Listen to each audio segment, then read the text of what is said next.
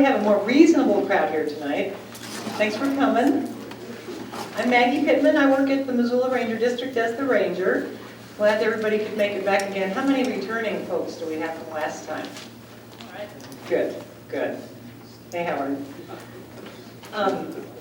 Before we get started tonight, we got a couple new faces with us that will probably be with us for the duration of these collaborative meetings. You met Chuck Sperry. Chuck is the member of the planning team that will be with us at all of our meetings. Tonight we've got Sharon Sweeney. Sharon is our public affairs officer for the Lolo National Forest, and Sharon's going to be with us for the duration in helping us facilitate our meetings. Make sure that we're on track and keep with our time frames and help us get our objectives met. And then in the back is Don Stadler.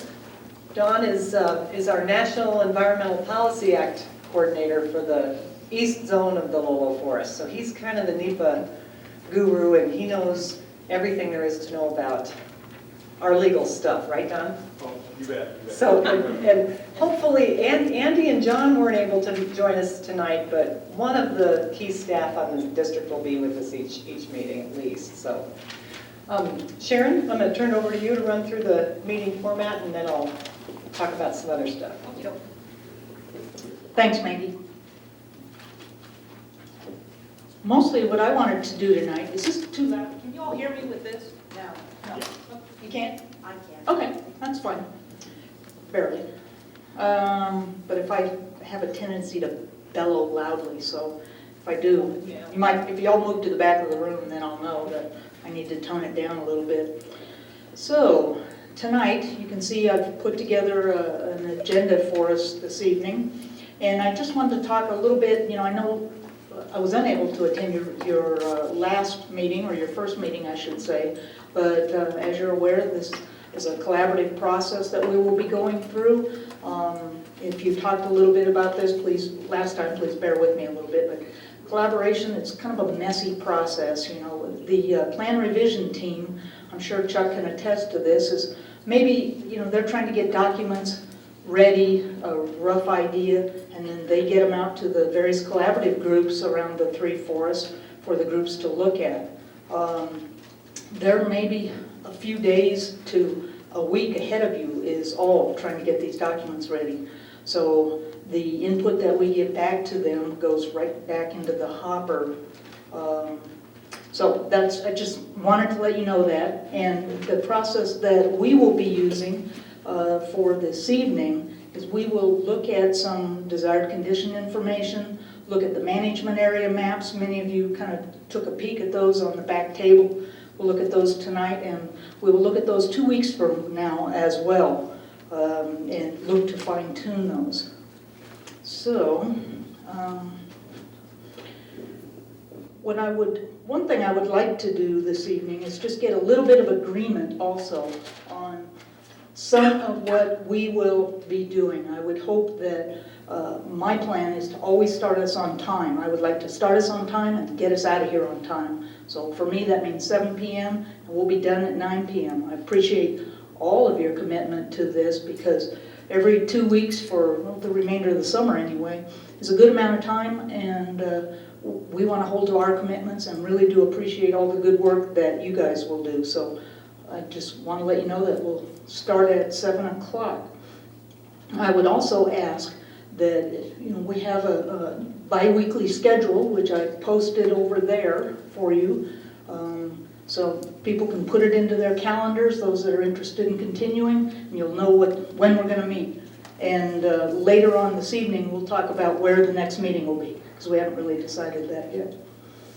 And what we're trying to do this evening, or throughout all of these meetings, will be just to find areas of agreement. There's strength in agreement, and I don't think we want to really fuss over the nitty details of some of this collaboration, not right at the beginning anyway. We're looking for areas of agreement, and there will be strength in that, and we can build on those areas of agreement. And later on, we can, as we start to fine-tune the process a little bit more, then we can get back to those areas where we may have some disagreement and look to find out, which way we want to move some of those or what we plan to do with those areas that we disagree.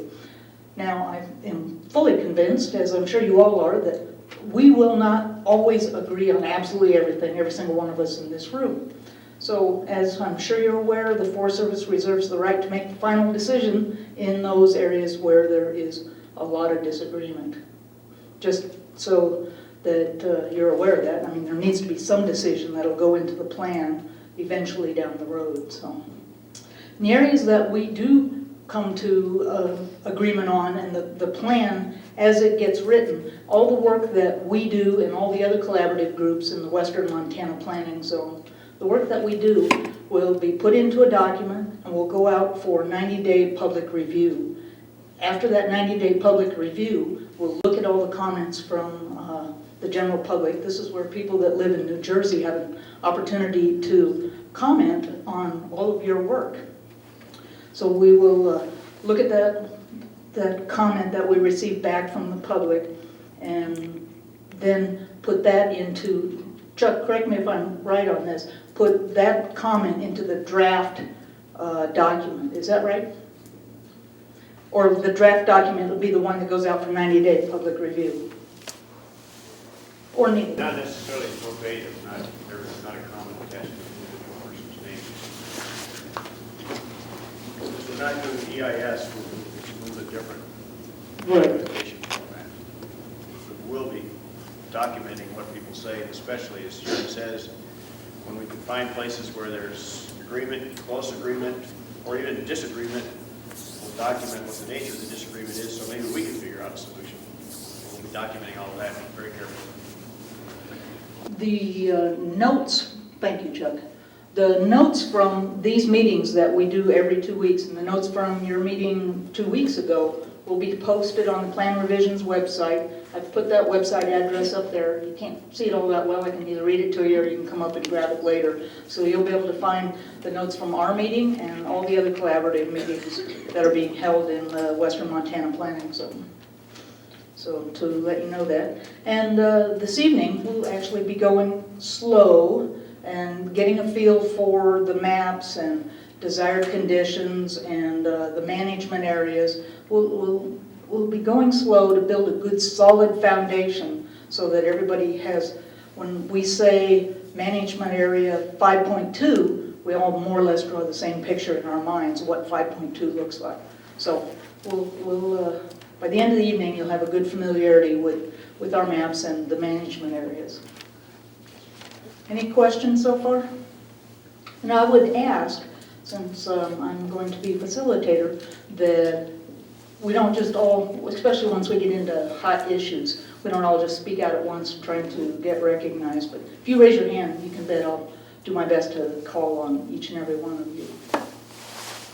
So, let me go over our agenda here this evening. So we talked a little bit about the process and about our future meetings. And as you may remember from last time, I believe the group decided that on July 21st, we will talk specifically about Lolo Peak.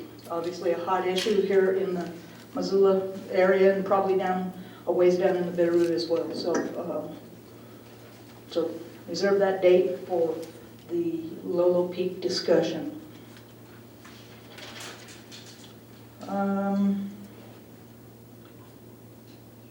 I think that pretty well clarifies, unless anybody has any questions on a little bit about what we'll do this evening. A little bit later, Maggie's going to come up now and talk about desired conditions, forest-wide desired condition statements. The next meeting, we'll have probably finish up some work that we're going to start later this evening, and then we'll get into these geographic areas. I believe you talked about geographic areas last time. We'll get into desired condition statements for geographic areas. So that is pretty much our process for this evening. I think, Maggie, if you're ready, we will talk about desired conditions, forest-wide desired conditions. Absolutely. Thanks, Sharon. You all might remember last week, Chuck, in his PowerPoint, lined out kind of the specific areas of the new forest plan rule. And in one of the things that we are suggested to do in this process is have this collaborative process. And we have until, we're going to go until September 1st to have that collaborative process. There's 3 areas that we probably will focus on in that collaborative process, and one of them is desired condition, another is objectives, and another is management areas. Am I right, or monitoring? Is that it, Chuck, those 3 areas? Yes. Okay, so the one that if we don't do anything at all over the summer except talk about desired condition, we'll be fine. Because we'll probably spend some time on the monitoring, getting your thoughts on how we can get a good monitoring plan put together, and the objectives as well. The objectives, like Chuck mentioned last time, everybody knows that the Forest Service has had some difficulties with our budgets over the last couple of years, and we don't see any of that kind of ending. So our objectives kind of outline things in a new, kind of the monitoring outlines a plan that we can have things that are tied to the objectives that give us so much. Like, Chuck, give me an example of one of these things that I'm thinking of. What would be an objective? Oh, it might set an objective to do fuels reduction on some number of acres in a certain part of the Lolo forest within so many years, say 1,000 acres within the next 5 years, something like that. Right. And it's pretty, the numbers will tend to be on the small side because the budgets are on the small side. Right, and so my point about that, to bring that up, was why we want to focus mostly on desired condition and not things like the objectives, is because the objectives have such a measurable statement with them, and taking a lot of time arguing about what that particular number is might not be worth our while, because we know that it's tied to our budgets, and those things are going to be fairly hard for us to really put out a lot of lofty numbers on. So our thought is that if we can reap the benefit of the discussion we get with you all over the next few months, our greatest benefit will be having you to help us with the desired condition. And so what we're going to do right now is I'm going to hand out this document that you'll be able to take home with you tonight. I don't ask you, you take a look at it, but I ask you to take it with you and mull it over the next couple of weeks. What it is the desired condition for certain, what do we call them?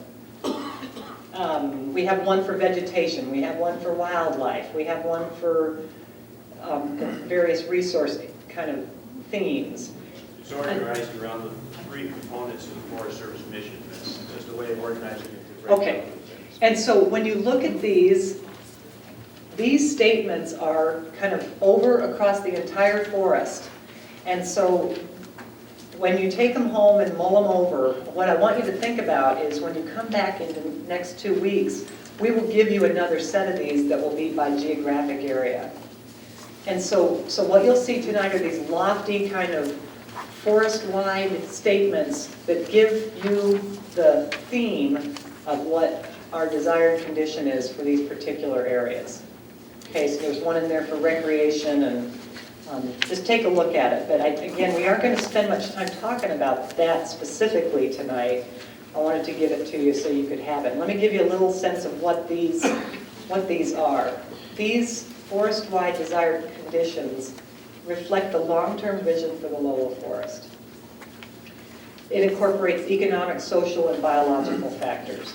In some cases, these desired conditions are what we call aspirational. We aspire to have these kind of lofty visions in this area in the next 15 to 20 years. In other cases, it reflects what we have now, and our job is to try to maintain that very condition. The existing forest plan, and I have a copy back on every one of the tables with the existing forest plan map.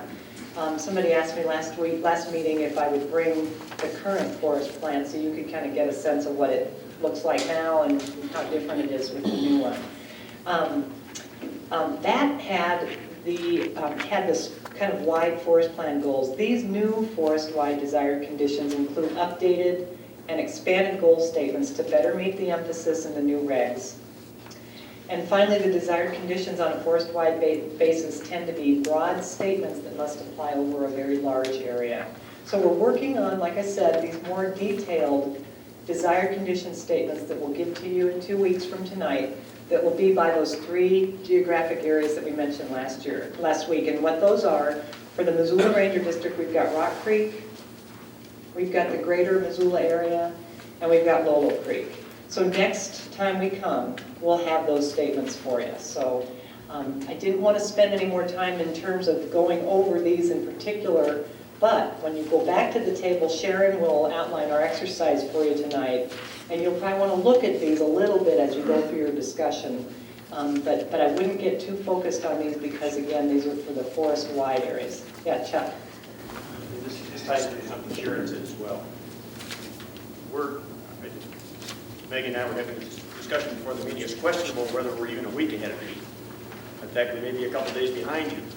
But in the spirit of collaboration, it's sort of a blinding flash of the obvious. Some of the products we're going to share with you aren't really ready to be shared yet, in the sense that they're not done, they're not polished. So you're going to find mistakes. You're going to find things that we'll be embarrassed by.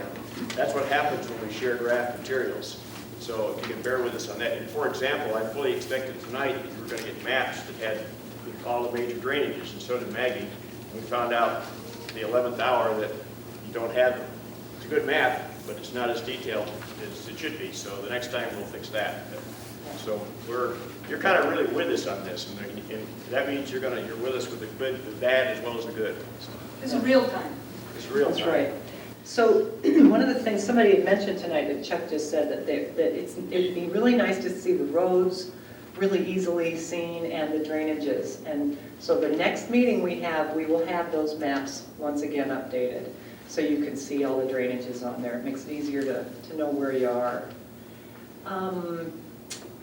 Let me think, I have one other thought to pass on to you. Oh, like Sharon explained, and we'll do this, we want to just kind of get you familiar with the process. We want you to feel, although it might be difficult for some, it's hard to get comfortable with the ambiguity that we're about to get into.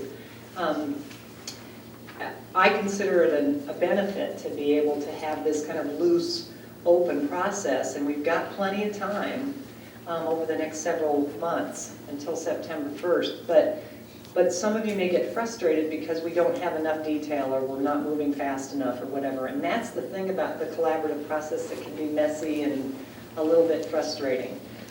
So I asked you, and Sharon will tie this off at the end of the meeting, but to think tonight when you go through this process, is this something that you want to help us with over the next couple of months? Because it's something that once you kind of tie yourself in, we rely on you to come every couple of weeks to engage in the process by your particular interest. And one of the things that you said last week that was a bit frustrating is that, we've got all these meetings in different towns that everybody can't get to every time. Well, the collaborative process encourages a person to find somebody that may have your interest in mind and go to one of the other meetings if they need to represent your interest. Likewise, for you to be here if you have people that you know that want you to represent their interests. So that's really what we look for. When we're done with this in September, you can feel like your interest was represented, and that the areas of agreement are what end up going into the preferred option. And that's the stuff that goes out to the general public for the 90-day comment period. So it's a great opportunity, but I just want to make sure that everybody's comfortable with the fact that it may be frustrating and it may be ambiguous. And if you're okay with that, I'd love you to just feel free to join up with us and stay with us through it. Let's see, have I missed anything about the desired condition stuff? I don't think so. Realize that this is an important document. This is the overarching forest-wide document. We will neck it down a little bit at our next meeting, so you'll see it for the geographic areas, but it'll be in that same format. So I encourage you to give it a look, but I don't know that we need to really delve into it tonight. If anybody has any questions on that document, you've had a couple of seconds to look at it. But if you have any questions, now's probably a good time. Yeah, we've got a couple minutes, and then we'll move into your exercise. Yes, sir. Perhaps you took this up last week. I missed the first part of your presentation. But I assume that this is a forest-wide look at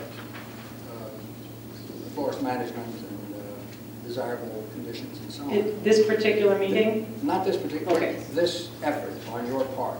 It is. Okay. Yep. Now, is there any is there any thought to integrating whatever comes out of this process with those undertaken by forests around the country? Is this being done nationwide? It's being done nationwide as forests begin their revision of their plans. And not every forest is at the same place at the same time. But the only caveat to that at all is that some forests, like the Beaverhead Deer Lodge, for example, when the new regulations went into effect a month or so ago, they were already so far along that they stayed with the old regulations. So they will be issuing an EIS sometime in the next year. We chose to switch, and the Bitterroot and the Flathead Forest, and change to the new regulations, and henceforth, any forest that in the future that will be revising their forest plan will be under the new regulations. And so all the forests are required under the old regs to update and revise their forest plans every 10 to 15 years. So that's where we are now, and then other forests across the nation will be doing the same. Chuck? And more locally, we have monthly face-to-face meetings or conference calls with the team leaders of the other zones, and we're surrounded by forests that are in plan revision. We meet regularly with the Clearwater, the Nez Perce, the Kootenai, the Idaho Panhandle, the Beaverhead Deer Lodge, and of course the three of us. So locally, we're definitely staying talking about it. Doesn't mean there won't ever be any contradictions, but we're sure trying to look at that. Okay, yeah. Is the Lolo Forest having meetings in Superior, Sealy Lake at the same time? Every district is having their community meetings, just like we are, but all at different times. And the way that we set it up is similar as we did last year. When we were under the old planning rule, we set up community meetings just like we have this year, under a collaborative kind of a process. So 9 Mile had their first meeting last night, and you all came out in record numbers compared to 9 Mile. They had 8 people come. But the nice thing about 9 Mile's meeting was that the 8 people that came were the same 8 people that were there last year in their collaborative effort, and they wanted to show up and do the same thing and stay the course with it. So we're lucky here that we've got the folks that were with us last year that can kind of give folks that are brand new to this process a bit of an idea of how it is. But we have a lot more interest right now than we did before. Sealy Lake last year did not have any meetings, and they will hold a few meetings under this new rule. I want Yeah. to know is, do we get to sit down at the end and see what the other ranger districts have decided?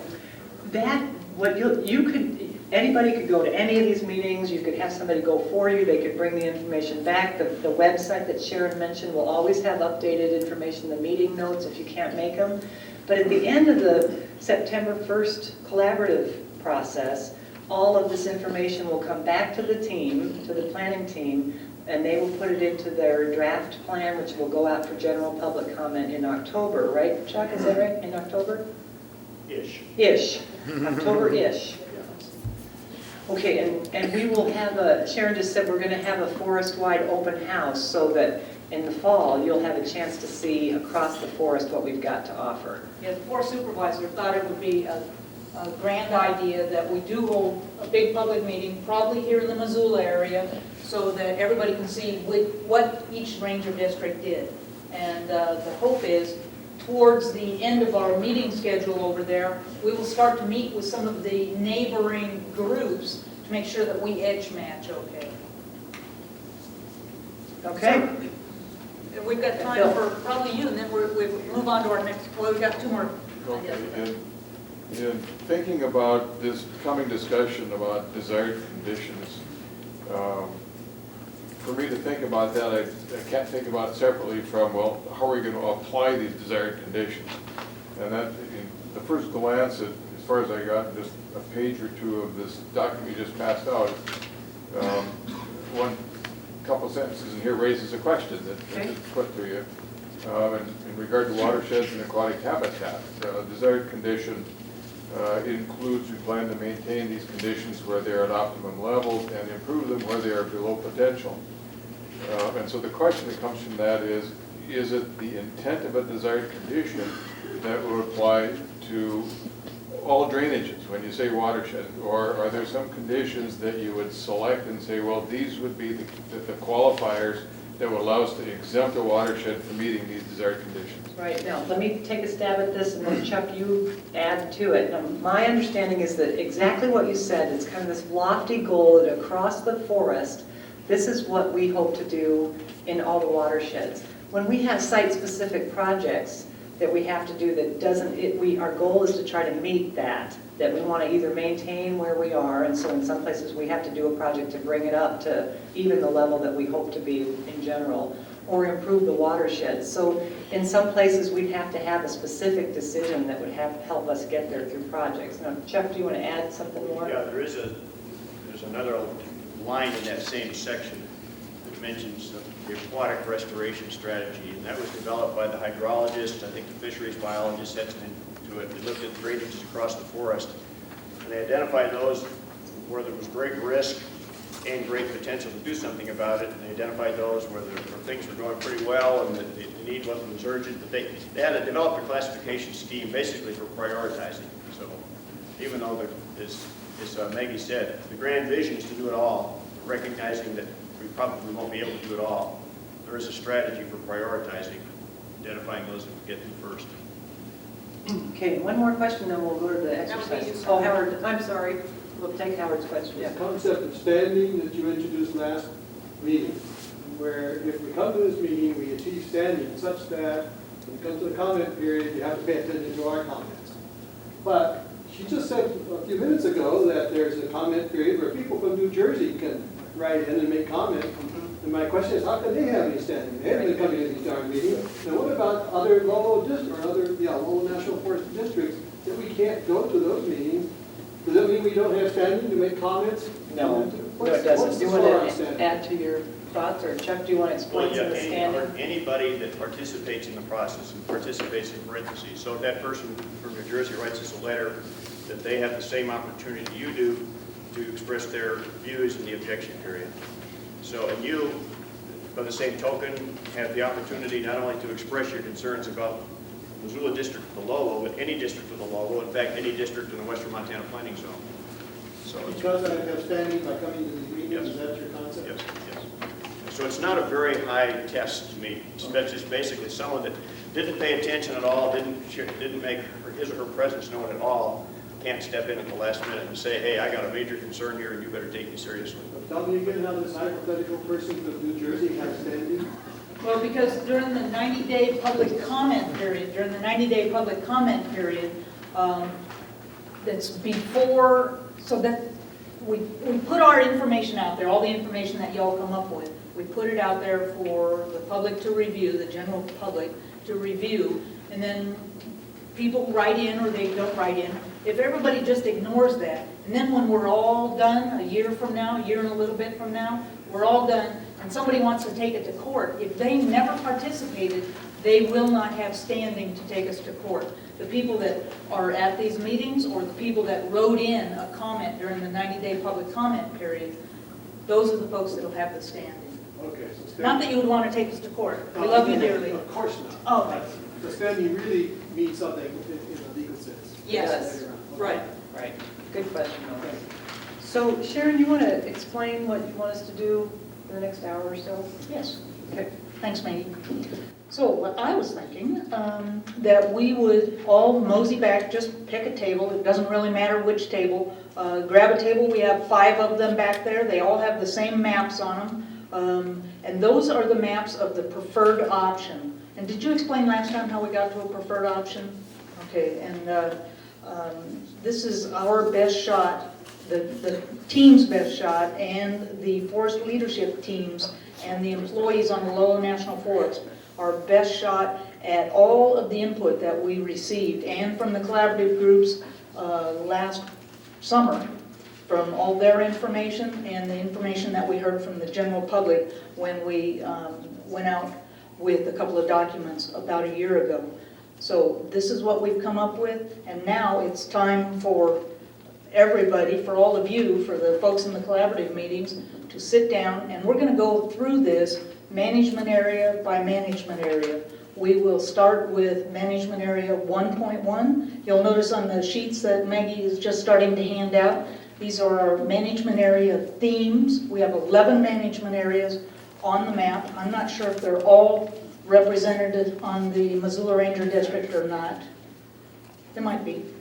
And so we're going to go over them one by one and make comments on the map. And by the end of the evening, I don't think we will get through all 11 management areas, so we will do that tonight. And along the way, everybody will develop a full understanding of what these management areas are all about. Again, we have 11 management areas for the entire Western Montana Planning Zone. And what we've done is try to put those management areas on the map or on the ground, if you will. So that's what we want to develop an understanding for. Yes? Now, are these management zones, 11 of them, all part of natural forest? Yes. You are.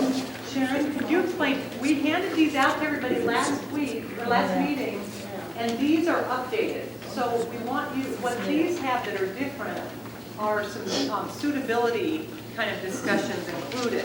Right. So if you were here last time and you took one of these home, if you do us a favor and just, you could save it, but it won't be as worthwhile as the new one. So you may want to chuck that one and use this one tonight. And if you brought them with you and you'd like me to recycle them, just leave them up here and I'll take them back and we'll recycle them.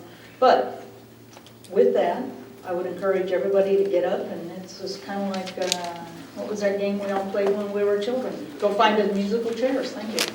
Find a new chair.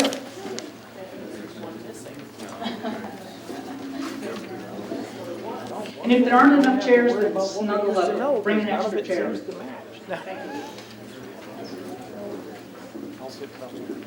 For different types of management and use, they do not describe what uses and management activities will take place at any given time or location. Those decisions will be made later and will be subject to site-specific analysis and documented through the NEPA process. That's similar to what we talked about a little bit ago. So if we're planning, I don't know, let's say a timber sale or a salvage area or watershed restoration project, we will do site-specific NEPA analysis for that. And through that site-specific analysis, we will look to implement some of these desired conditions that we will be talking about over the next few months. So, our management areas, you can see right there on the first page, there's 11 of them. 1.1 is designated wilderness. Now, if you look at your maps, you'll see that we do have some designated wilderness. It is kind of a gray-green sort of color. Now, in the Missoula Ranger District, we have 2 wilderness areas, Welcome Creek and the Rattlesnake. Now, those are designated by Congress. We're not going to change them in the forest plan. And so I'm planning, unless somebody wants to do something different, I'm just going to skip over that tonight. There's nothing that we will do to designated wilderness. It's just there. Congress makes wilderness, and we don't fuss with it. Everybody's okay with that? So look at that. We're partway done already. So we'll move on to page 3, which should be management area 1.2, recommended wilderness. Now that's a little bit different beast. So I'm going to read the theme here to you for 1.2, but I'm not going to read all the suitability stuff in here. The discussions that you can get into around the table, you can read some of that yourself. In fact, I would recommend that folks read that, and then we'll get into a little bit of discussion around the table. And I would encourage you to make some notes. If you see some area at your table, again, having discussion, if you see some area of management area on the map, management area 1.2, that you don't like, or you think it should be moved, or it shouldn't be there at all, or we should have more of management area 1.2, we're asking that you make a notation on the map. And maybe several of you would agree to that. Have some discussion at your table about 1.2. And then we will take the notations back. And we're going to have a report out at the end of the evening, but we'll take the notations back and look at those over the course of the next couple of weeks. So let me read 1.2. 1.2 is recommended wilderness. These are those areas of the forest Forest Service has recommended to Congress for inclusion into the wilderness system. Until congressional action is taken, they will be managed to protect their wilderness characteristics while allowing opportunities for solitude and self-reliance and self-reliance by the individual. Ecological processes such as natural succession, fire, and insects and disease are generally allowed to function with little human influence and with the imprint of man substantially unnoticeable. So on that page, you'll see some general suitability for recommended wilderness areas, what the management area would be about. So I'm hoping that is a little bit clear for folks. Look at that, have a discussion around your table, and in 10 or so minutes, I would like to move on to the next one. So if that's not enough time, I'll check in. We won't just automatically move on to the next one. So is that clear? Yeah, that would be. Are we clear? This is the Stone River, right? Yeah. This is the Lolo portion. We will, there's Right. unfortunately, That there's is only what 4 of is us this currently evening. the And we will forest try to get plan around is to each one of the area. tables as best we can. So if we need to have the old map, the current forest plan map to look to, you can use this if you want to. I would have a question. These are not, the 1.2 are not proposed Is there to an Congress expiration yet. date? This is what, happens if if there was Congress ever doesn't a get around wilderness to bill. it? this would Stays like that, like the So- Great Burn. All the Forest Service has to do is recommend an area for wilderness, and it becomes a wilderness. No, Well- Congress has to pass a wilderness That's bill why to I'm make it. saying that even though it doesn't become a wilderness. Yeah, the ones that are listed as Without 1.2 is, expiration date whatsoever. majority of those So, acres were in the I would last find that Lolo Forest objectionable. Yeah, Plan. that, So technically, I that's guess where you they're write not these kind of recommended things until down there's here, actually a Howard. bill. Make a note here. absolutely. But the That's what it's changes for. from the last plan are Yeah. relatively minor. Yeah. And another point of clarification, it says recommended wilderness in the handout, and it says proposed wilderness on the map. Those are interchangeable. We just learned this week that recommended is the politically proper word. If this were to become the forest plan, will their status be changed? Is that what you're Oh, okay, asking? so this is going to be this is how it might look. This is how right now, this is what our preferred option is. Okay. So that's why we're looking to you all to help us find areas that you What is can. this, what is 1.2 now? Today, under the current forest plan, this is proposed wilderness, this is a roadless area, and that one that you have your pen on is also a roadless area. So it's like, these are like MA11 areas. Okay, so. That's right, thank you, So yeah. what would be closer to a wilderness? 1.2 or a wilderness? Well, in the new regs, this is, what we've got is what, the next one down would be called a backcountry area. Proposed wilderness would be ones that, like Howard was suggesting, we would manage them similarly to wilderness, but they would not become wilderness unless Congress passed a wilderness bill that included that area and formally made it wilderness. The backcountry areas, there's some of these on our forests that have been currently roadless areas that will be maintained as a backcountry area and not be managed such as proposed wilderness would be. It's still roadless. It would, a lot of them are currently roadless areas, Is that yes. something new? It is new. This is a new, So, this is a That new is designation. almost partially correct, because, for instance, this one does have a little corner road going through one section. so what would be the difference of the change? The difference from a roadless area currently to a proposed wilderness, and this is the debate, this is the crux of the debate which you've had in Montana for, what, 20 years or so? That the areas that had been inventoried roadless 20, 30 years ago have been in this limbo phase because, on the one hand, we didn't go in and do a whole lot of timber harvest and management in those areas, but on the other hand, they didn't really get into any real formal wilderness bill. There were a few attempts, but they never got into Congress and got passed. Because it was roadless. There's been this debate about roadless. So what this backcountry designation does is it allows folks to understand that some areas, although they are kind of primitive in nature and they're backcountry-ish, there may be some opportunities for us to manage more intensively. There may be some opportunities for us to use mechanized equipment or sporting things like snowmobiles and So mountain another bikes. thing is, if you would rather keep it reserved, you would want it to change to a 1.2. That's right. That's right. And so, That's it. so how do the the recommended wilderness areas, have those boundaries changed at all from the whatever the last iteration was? Some of have the changed a wilderness little, proposals? Christie, like in the Great Burn, there have been some changes to the current boundaries. I don't think they're real large, and I'm not real familiar over there with the Great Burn, but some of those cherry stems, you can see those blue lines, we call those cherry stems, those would be like a road up into the wilderness.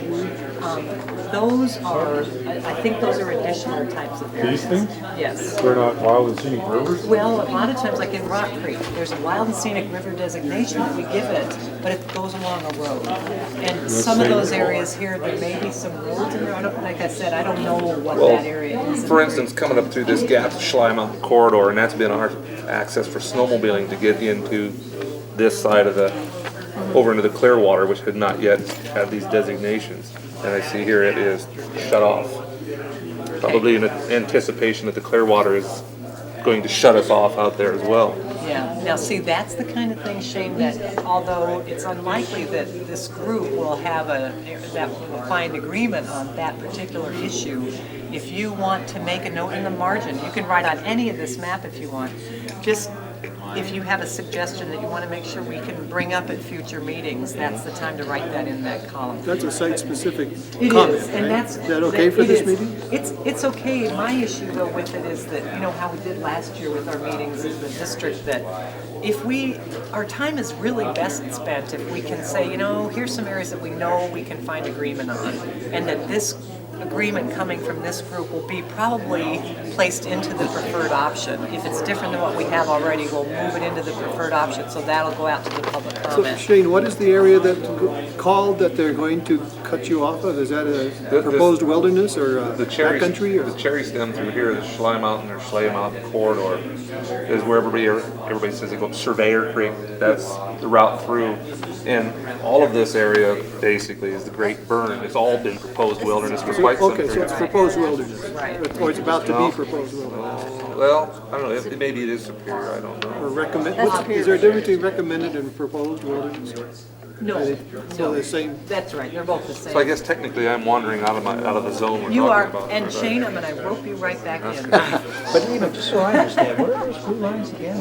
These are wild and scenic river eligible or suitable, and there's three But you classifications said to a something wild about and cherry scenic. stems. Where, say, the cherry stem, let's look at the rattlesnake. Where is the rattlesnake? Right It's, there. so this particular corridor is the road. Oh, okay.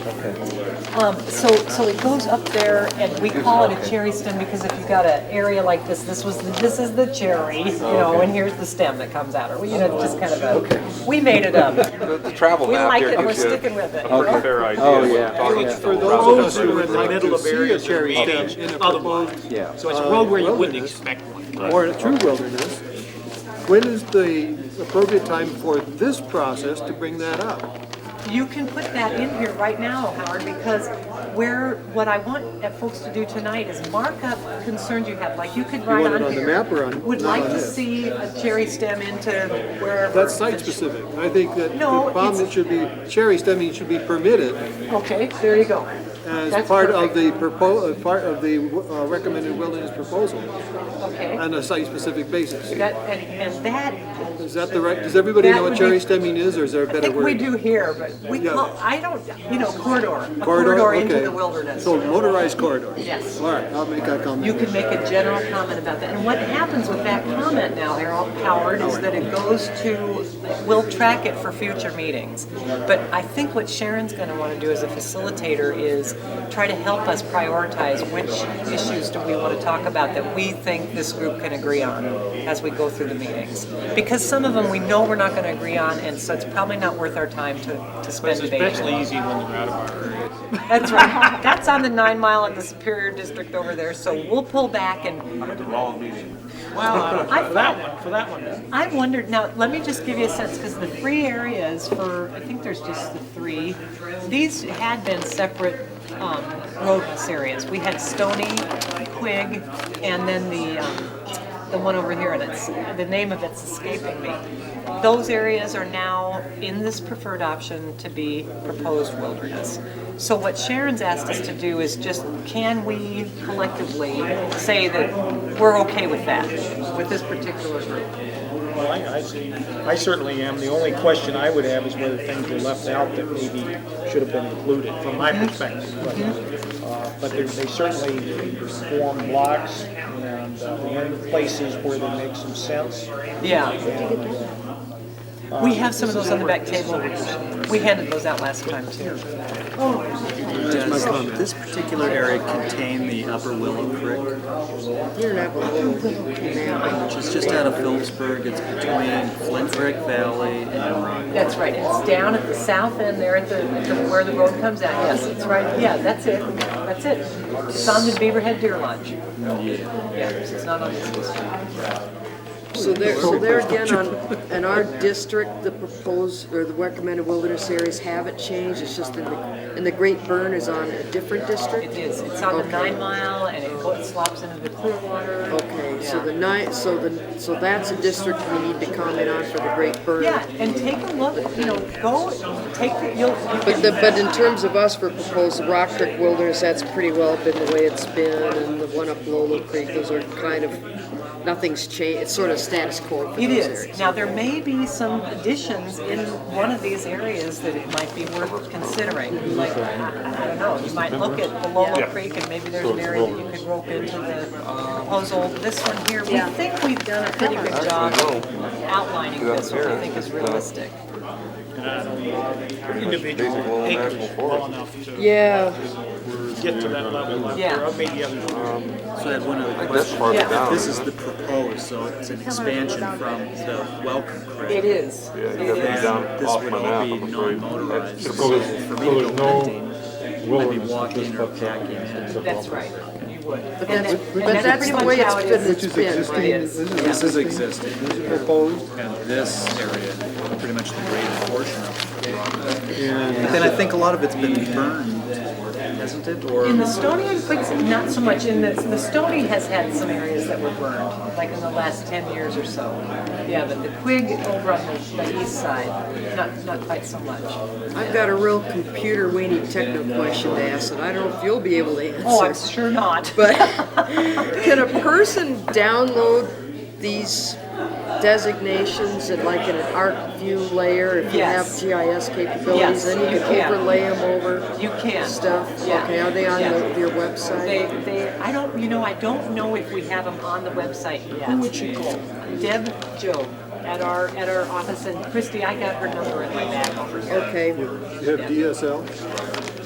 Yeah. Let me get back on track here. Okay, we've also got I've got a CD. clarification I need to make. Are these 1.2 areas, are there any court restrictions, federal laws, or regulations that restrict what they become? In other words, is there something predetermined through Rare 1 and Rare 2 and all the subsequent rulings that says this has to stay proposed? No, not that I know of. Now, that's a good question, Dale, but not that I know of. Now, if you would just make a note of that, because that question has not come up before, just so that we don't lose track of that. But I can't imagine what one would exist that would preempt a change in this.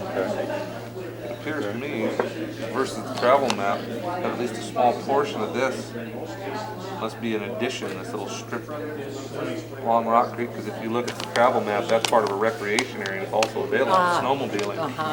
I see they've basically brought it up to the edge of the road end. I'm a real proponent of concentric restrictions or dispersal of recreation.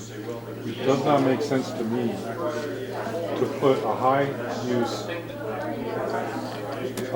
what's this called, general forest, high, intensive management, right up against a proposed wilderness or a wilderness area. Instead, I see graduations from well-developed recreation areas, dispersed recreation, and backcountry wilderness. From the standpoint of many different things. One, we're setting ourselves up for conflict when we have high use right up against no use, or very restricted. Where we're going to have enforcement problems, and there's just no graduation, no spectrum of recreation opportunities. It's either you're in wilderness or not in wilderness. And realistically, under the 1964 Wilderness Act, we're compromising its intent when you do those sorts of uses right next to each other. So would your druthers in a place like that be that you would have, you might tend toward a general forest low in between a wilderness area and then gradually move out to more intensive management? Yeah, Buffering, kind of. away from the mill. Concentric dispersal All right. or concentrations of use. Okay. Yeah, they might take away from the wilderness and make that more, would you take away from the wilderness and make that more of the general? Well, what I'm suggesting is, I don't know what the Clearwater's doing, but if this is going into wilderness, then my idea is you graduate out from that. Then this would be backcountry, and then this would be some more intense use recreational objectives, and then work down into, if we're just talking recreation specific, and working our way down into some more developed recreation. So we're going to have wilderness butted right up against, say this is high, if I understand this, general That's what forest, that is, yeah. high management, Yeah. intensive management, meaning we're looking for potential renewable, sustainable renewable resources for timber products, right up against the wilderness area. When you start analyzing this buffer area, that's going to compromise what can go on here by what's defined here. Okay, so your thought, and I tracked that your thought, you'd like to see it more of a gradual buffer, kind of a zone between wilderness and intensive use. Graduating Okay. zone. All right, of so, uses. But where would that zone happen?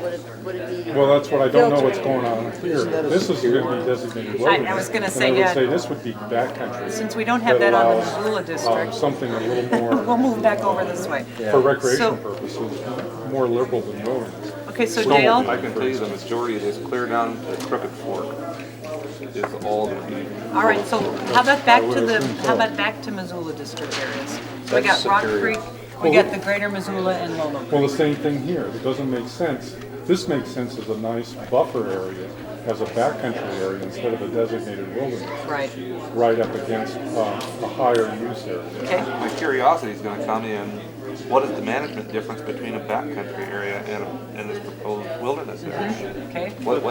What do you actually do? Written up here, you just haven't had time to read it. Well, we're kind of we haven't jumped that far. Yeah, we haven't gotten that far yet. I think Sharon's gonna get there, so we will move, as soon as we're done here, we'll go to 2.1 and then we'll But get it to the back. definitely meets I some of think, these buffer yeah. concerns. It does. Positive of that. Yeah, and Without knowing what it and does. I think knowing the difference is going to be helpful for us to It is. provide some. It is. Does this make sense here? Special interest area. This is the rattlesnake. National recreation area. National recreation area. Right. Allows, kind of a graduation of non-motorized or motorized to non-motorized to wilderness.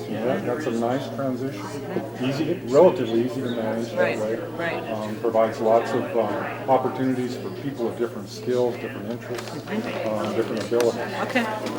What other thoughts? But now on that Lolo Creek over there, though, are you saying that that's, Here? yeah, you were just pointing to that, the brownish, but that's general forest moderate. Yeah, and this is the high. Well, no, we're Over we're back Lolo over Creek. Lolo Yeah, Creek, okay. yeah. So But we're I mean, looking, looking color. yeah, I mean, we're there, we're talking about a less harsh transition. Right, yeah, Yeah. that kind of makes sense, which you, The Residential 4.1. The only comment I make about transitions is sometimes topography sort of dictates transitions, and It without does, yeah, without going right up to a understanding the tall topography, Right. I'm not sure I whether know the right here, transition there's isn't in the ground. there's no topographic reasons for this. Something I wanted to point out though, bear in mind that this shows a different area, this is wilderness, special interest, this is also non-motorized. Oh, yeah. Right. Right, the national, congressionally designated national recreation area. But it is maybe somewhat different. I don't know, I Mountain couldn't tell you bikes about can go mountain into the national recreation. bikes. Just those smoking clouds can't make it there. Yeah. Now, what exactly, to clarify over by Lolo Creek, what exactly is this that Sherry has her The pencil on? three, just real general, let me explain, and we'll get into more detail. Oh, but we're these just three, moving down, we're not. Yeah, these three are management areas Okay. in terms of they have, the traditional kind of commodity uses. A low and all the way up to 5.1 that's more intensively managed. That's what that Or you have gradation the is. geographically where this is? No, I know where that is, yeah. I'm curious, does low-intensity management mean it's more wilderness or less wilderness than high-intensity management? No, when we look at this, Howard, you'll see that low-intensity management, in my opinion, is something that might be more like fuel reduction projects as opposed to a fairly large-scale vegetation management project. Which would be high-intensity High management? intensity. That would be the same as logging. Yeah, we used to call it that. We did. Cutting down trees. You guys can get So to a make it politically clear on correct it. term But for us. there's We'll be also there. high-intensity logging and low-intensity Okay, and that's what logging. it is. That's what Yeah, I'm so saying. that's a difference, basically. This area. High-intensity management means Obviously, more, more trees More roads, more, more exploitation. development, I yeah. assume you're Okay, still low-intensity representing. No, I'm management, not You're not here there. it's representing intended to be them. lower exploitation. That's right. I think that's probably fair to characterize it that way.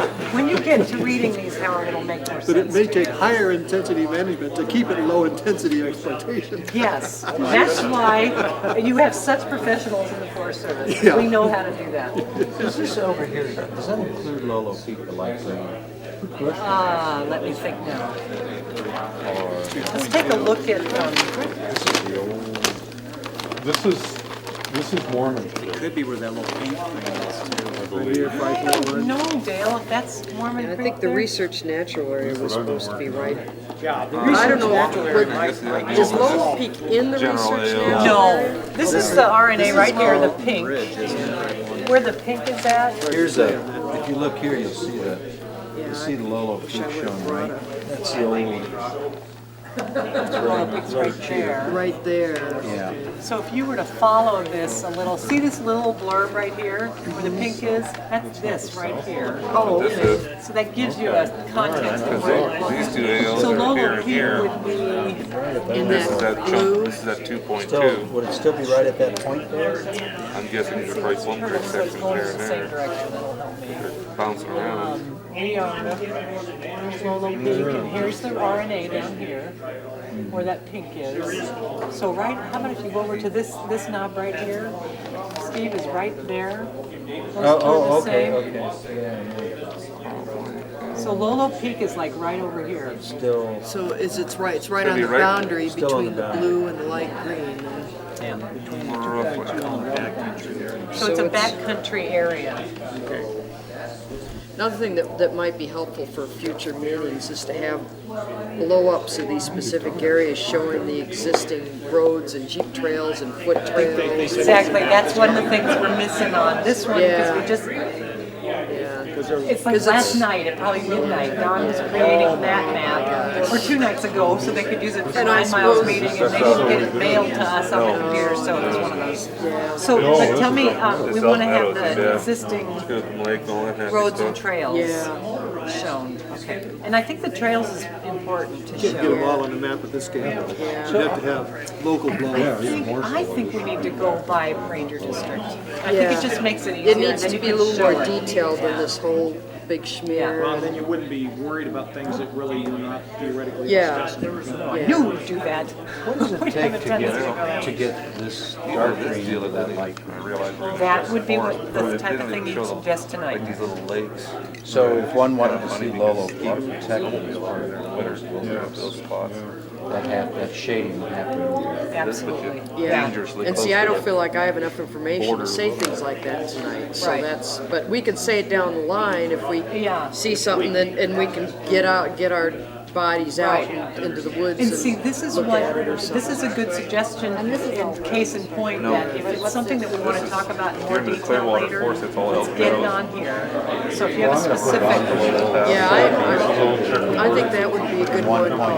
Yeah, and another Take this point and peak and here, another place it one there. that is That's hard where you're in. for me to visualize looking at a That's all. map is kind of view sheds from Missoula. okay, Kind of, and I'm not saying that in Except here, a, this I would guess, be I know that the days of the big massive clear cuts are over, but yet I think you Yeah, can do you some got it. things in the view sheds So with somewhere lower here, there's intensity literally somewhere management. literally If you're gonna have some lower boundary intensity here. timber harvest, Right. as Well, opposed to actually- the it's higher gonna come intensity, down and it does a keep lot, about like the this, view shed a start little cutting bit over. nicer. Yeah. It heads over Well, towards for Beaver, those of look, us that Beaver like to to look take out. pictures, So this is just a and little the postcard camp. scenery, you know, What that we kind could of see, thing. for What you instance, can if we were at see the from end of the Missoula or whatever. Yeah. View shed is just what you Scenery, see. scenery, yeah. From Yeah, a road yeah, or something. Yeah, yeah, and If I was there's, driving up basically, yeah. the Blackfoot, right here. what I could see out both And this isn't roaded. sides of my car, Yeah. I would regard Road as system view stops. shed. And I'm not saying that in the context of whatever you could see, you don't want it to be touched. I'm saying in the context of the kind of management that you basically might right up do in in here. some of those areas. So it's- And yeah, the roads. in terms Well, of except for, how you you know, design, if you're gonna have a that's timber sale, farther how over you here, design though. it, how you It is gonna design the shift boundaries, up how to this intense it point might here is be, where the whether road there'd actually be comes roads through. or helicopter, you know, those Yeah. kinds of things. I Yeah. want to come back to your question. Oh, that's that was the first thing I said when I saw it too, they didn't put the roads on here. Or at least have an overlay.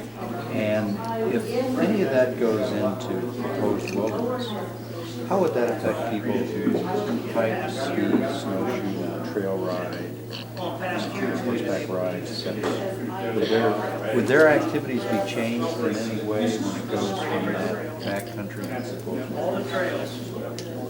I guess Carlton. I wouldn't know. Well, it says Yeah, I'm that- asking you a question. I don't know either, that's why I'm. It sounds like Oh, that that's might what be- asking you, I making didn't, this sorry. point here about the cherry stem.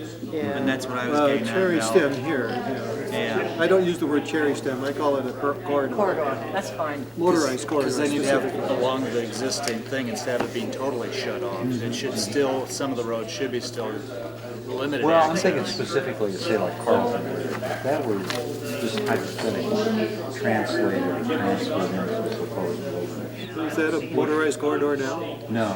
No. So what would change? Well, it might be bike, Snowmobile in there, mountain but biking. not anymore. Some years ago. Yeah, Because I don't know whether they go up there, They changed but it. Don't see many. I believe And wasn't well, it you Tom could look on the McQuaid current travel basically plan closed map the to gate? see if it is restricted. Somehow the gate could get moved farther and farther down the hill. Those restrictions will can't you show go over up the gate if the if snow it's gets deep now. enough? We haven't been that lucky for much. But if that were changed like that, how would that affect anybody who's on foot or skis? It would not affect anybody that's not motorized.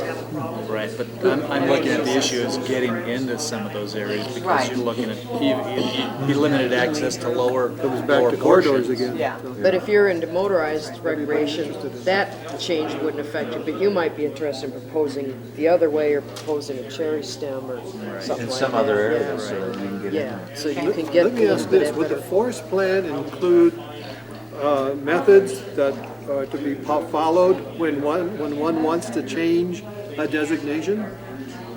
For instance, if some group or the Forest Service itself wants to change a backcountry to a proposed wilderness, or whatever you call it there, will the forest plan have a process that it has to follow published in the forest plan? Well, that's what we're doing now. That's what this exercise is. So maybe that would be a good thing to That's put in it. there. Because what you're saying is I'm hearing demographics change and there's gonna be more intense pressures placed In other on the words- forest 20, 30 years from now. You're That's looking for a right. specific procedure in the case if you want to amend the forest plan. No, the forest plan, I don't want to amend the Yeah, forest you plan. change it. I want the forest plan to have the procedure in place so that when Forest Service or an interested group wants to change a management area from one kind of management area to another kind, wants to put in a corridor, wants to remove a corridor, something like that, they have to follow this procedure. And the term for that procedure would be amending the forest plan. That's right. The term for that procedure is basically what we're doing now. That's it. What we're doing right now is what Because you it's all described. those rules he discussed last meeting, and we just haven't read them because we somehow don't want to read through this stack of stuff. And it's supposed to take place every 5 years or whatever, but it might be longer, 10 to 15, every 15 10 or years. 15, so. So there is no draft forest plan that exists now that. You're working on it. We are making the You're draft. doing it. That's why it's so important what you're Please doing. include. That's it. We got it. You just had an aha moment.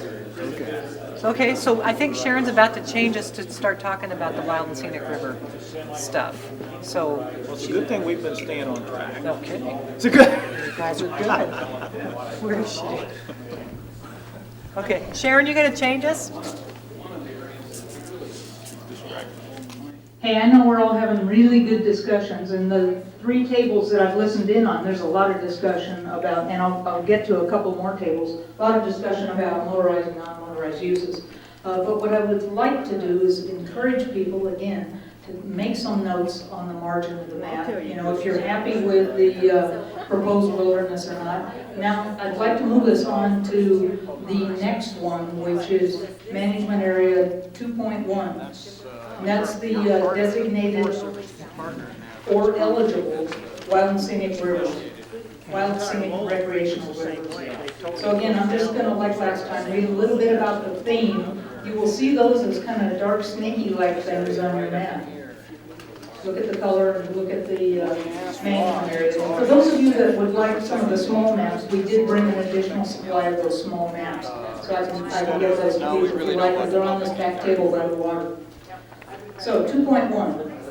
This designation applies to river segments that Congress has either designated under the National Wild and Scenic River System, or also to streams that would be found eligible by the Forest Service for a river study to assess the potential for inclusion in the National Wild and Scenic River System. Designated and eligible rivers have been identified due to the presence of one or more of the following outstandingly remarkable values. So those could be scenery, recreation opportunities, geologic features, wildlife, or fisheries. So again, they'll be designated as a wild river, scenic river, or a recreational river. And the suitability stuff will be found on pages 4 and 5. But I was.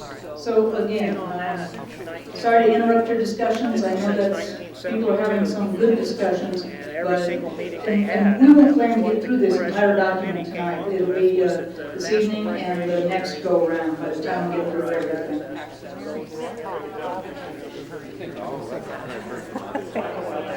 Isn't that Larry that was at our meetings last year? I was like, hey, Larry.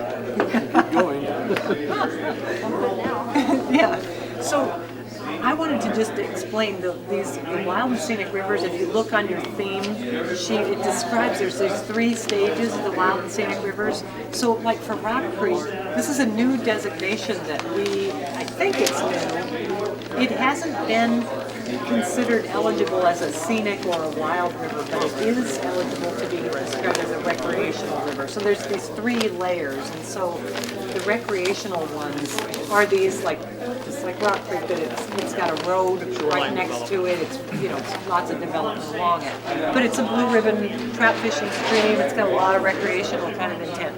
So that's why we wanted to make that more clear there at Rock Creek. I don't think there's any. I don't know if the rest of them are new or not along the district. Is it true that the only redeeming feature, so to speak, of Rock Creek is its great fishery? Actually, I mean, you can't float it. Oh, yes, you Oh, can. they do. Oh, yes, you can. They do. There's 3 outfitters And on live there. to tell about it. Oh, well, I have. on purpose? George Jackson just floated the Dalles. So, I mean, you look at the Dalles, Yeah. and you can't even imagine that can Yeah. But he took his I've looked kid at through it once there. or twice. I thought, you can't float George that. Jackson was of course.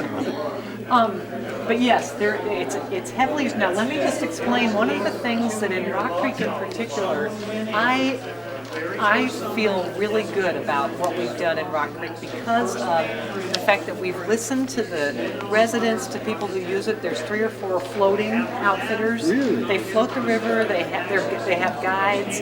There's a lot of folks that work in this particular kind of upper or the lower end of the creek that understand the value of the wilderness in this area because of the recreational use in this area. The folks that work down here enjoy knowing that it's a recreationally focused type of a drainage. And that the river's going to look a lot like it looks now, flowing to them. That's exactly right. So in 20 years, when all this corridor along the highway is filled in, we can feel assured that the Rock Creek drainage is going to be very much the same. Just as many potholes. We'll have just as many potholes, maybe more. And those are good filters. But it's a unique place, and I think that to me, this is one of the places that we can make a great impact because we know this corridor along I-90 is going to be hugely, I think it's going to be subdivided.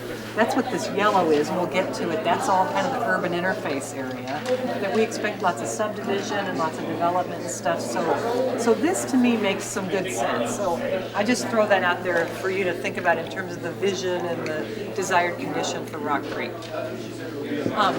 I don't know about the other ones over there at Lolo Creek that filed the scenic designation, if that's, I don't know what creek that is. Yeah, I was just gonna ask what creek that was. Is that the South Fork of Lolo Creek? It is. Oh, it's a okay, South yeah, Fork. that, Okay. There you go. that's Well, and there's down also the there. issue about water itself. Oh, Just absolutely, having yeah. that protection ensures us having good, clean sources of water coming into rivers, coming into our aquifers and everything else. Right, that's right. And there's real economic value in that. There just is. alone. And see, that's a great point. I think that kind of stuff, to me, is what we want to think of 20 years from now. And it's not just about the use that we enjoy today, but how might the area look and be used in 20 years.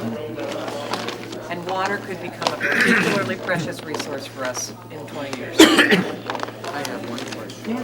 The impoundment, the use of impoundments historically, have we moved or gravitated away from it, or we've not tried to reestablish or maintain the existing ones?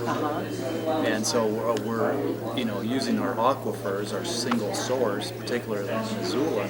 But is there any mechanism out there for sometime in the future when the necessity to have a greater volume of water stored up, we can go out and do an impoundment in some place? And what do you mean by impoundment? Well, like Like up a in, reservoir, or- exactly, up like, the Rattlesnake? draws down the Bitterroot, well, you can't put those in anymore because it's all been wilderness area. Got it. Though their irrigation channels were all put in, Yeah. for the valley long ago. Right. But now with the influx of all the people coming into western Montana, Yeah.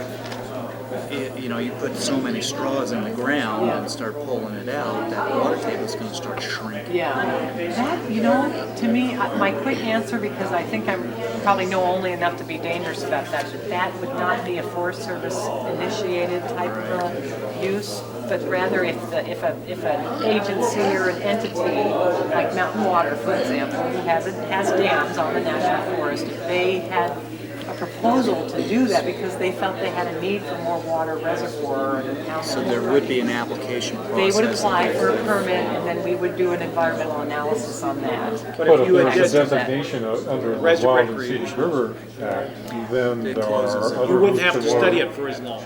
There you There's more go, yeah. restrictions, so even consider Yeah. what can be done. Yeah. Yeah, there wouldn't be a dam, I don't believe, even on a recreational strip. I think that's right. So on these particular streams, that would probably not happen. That's what you all are saying, yeah. I figure that if the water gets that short, we can change the way we water our lawns in Missoula first before we eliminate the fisheries or whatever. Right. Because those reservoirs have a tremendous impact on water quality and everything else. It's not as simple as just storing the water and releasing it. It Yeah. really impacts Yeah. a lot of things. Impact's negative though. Mostly negative, but it depends. There's winners and losers in every game.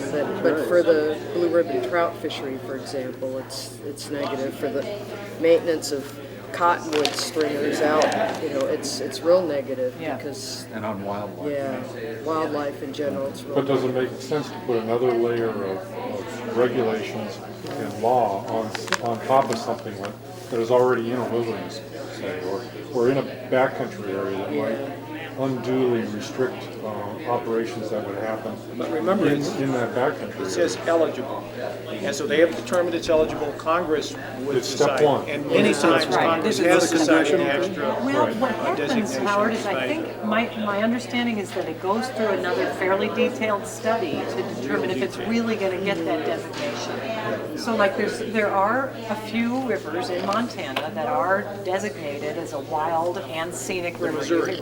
The Missouri River, yeah. The Yellowstone River? portions of the Missouri River, portions of the Yellowstone. Yeah, not the yeah, I don't entire think it's the reaches whole at thing, all. and parts of the Gallatin, Right. parts of the Gallatin are, yeah. But There's the certain. first step would be here, if we come out with a forest plan that says we think these are eligible. That's right. That's gonna carry a lot of weight. That's all right. the way up the line.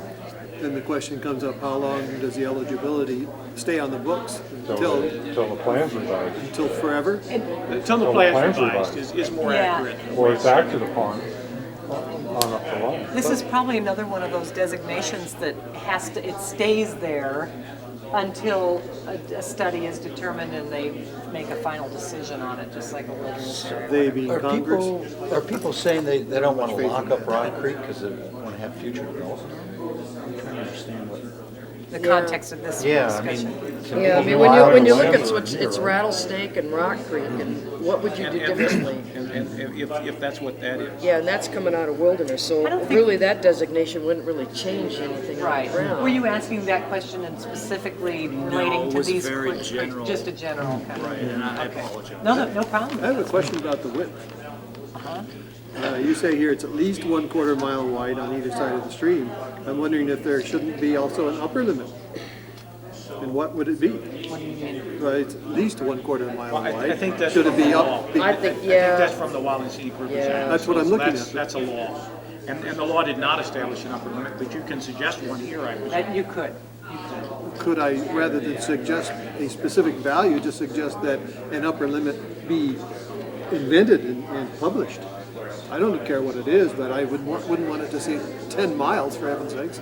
Somebody might say, at least 1/4 mile, I want 10 miles because I want to protect all this other land too. But Oh, I don't. Well, I don't yeah. think that people use it like that. I think it's more It's a very narrow where the river and in these narrow It's a loophole. drainages, it tends to be. Now, Howard. Well, in the case of the Wild and Scenic River, to me, the main thing would be Rattlesnake, where it goes out through. Of course, that's a special interest area, so really, the river designations are almost neither here nor there. It's exactly right. Because You know, most of them are really in areas that have a lot of protections anyway.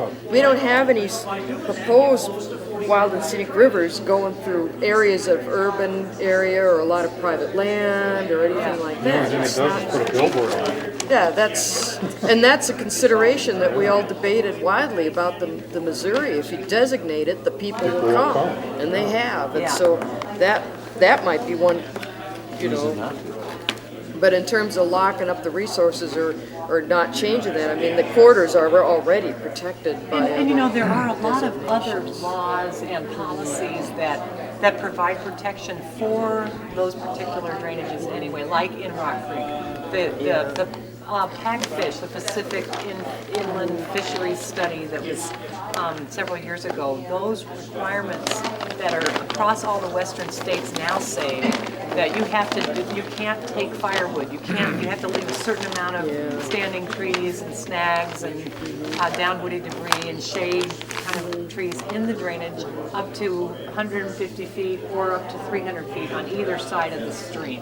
So those protections are already in place, so the Wild and Scenic River isn't like adding more of anything onto it. It's just a designation, like Dale's saying, perhaps it's more like a social. Like a blessing. It is. Well, yeah. I think in this case, it's a case of the Forest Service considering the National Wild and Scenic Rivers Act and saying, we've considered the act, we've looked at these streams, and yes, they're eligible for one designation or another. And that's just it. That's it. And it doesn't affect management, but what would affect management is Congress came along and said, well, if the Forest Service thinks it is, and everybody else thinks it is, and there's a threat of a dam, then we'll pass it, and there will be no. The other thing, And that's what usually proposed wilderness affects management. It's managed as a wilderness. right. And Even before it is one, and it may never ever become one if Congress continues to fail to act. That's right. And so that's why I'm saying there ought to be a sunset on these proposed wildernesses that the Forest Service, Well, in it good doesn't have faith to perhaps, survive the next sets planning up. period. It certainly doesn't have to survive the next planning period, because it can be, you know, we can change it here. You know, these lines presumably don't have to be here, although presumably they met the intent of the law, or they wouldn't be. Yeah. I guess my question related to the wild and scenic, the recreational river designation, because I guess there's three categories in there now, is would there be a positive benefit in terms of, are there, I would assume there might be occasionally some congressional funds designated for those, so that if the Lolo needed to do some kind of a project along the river, perhaps the Lolo could apply for some funds that are available for wild and scenic rivers. Yeah, you know, if there needed to be rehabilitation, bank rehabilitation, maybe that or something designation like might be that. a leg Yeah. up to get some funding. That's a good point. Yeah, because I could see some positive benefits that way, just another little small pot of money maybe for Right. grants. And I don't know if there really is much, but Right. it seems Good like thought. there usually are with these little What designations. about financial resources and budget resources for all these ideas? And then also, secondly, what about the political capital that one has to use? I mean, if there were a whole lot of changes suggested, then it's got to go through a political process, but there's a certain amount of political capital you can use. So if you want to go for a scenic river, for example, designation, that might cut into being able to do something else elsewhere. Right. So are there trade-offs in terms of the money to do these things and the political will? And Do you have only one silver bullet a decade or something? Yeah, you know, actually, that's an interesting question. I guess I'm not certain about what the answer would be to that, because I think the way our minds think, we're looking at suitability and allocation for the next 10 years for a particular area, and we aren't thinking, well, if we get this here, it will mean something else over there on our forest. Now, the public may be looking at it in that kind of context, and that's the right thing to do. I don't know that My I can answer suspicion that is the Forest internally. Service has no interest in expending any political capital on any of these blue lines. They just put them there, and there they're gonna lay. I think that's probably correct for the There's gonna Wild be and Scenic River zero designation. political capital, would be my guess, because And it's very it's very specific on what can and cannot be done in that corridor. depending on whether it's been scenic and recreational or wild, and it's not clear from And this those- scale of map, you can't even tell what. It's difficult And on then those there, are yeah. different. so are you saying that there wouldn't be much political problem in designating? I sincerely doubt saying that this meets the requirements of the National Wild and Scenic Rivers Act is a big deal. It's when Congress designates it, and then it absolutely has to be managed this way. That's when it becomes big. That's a big fight. Yeah. And And then it precludes other options down the line. it does, which is the Especially if we're reason it's managing passed. now under, what is it called, adaptive management science, where we're looking for new science. New science is coming in, we're looking for opportunities to apply it. If we have a 1970 law, Wild and Scenic River Act, that says you can't do something, and we've got good science and good knowledge that says this is a new crayon and we can use it with good effect, but it's precluded by a 30-year-old law.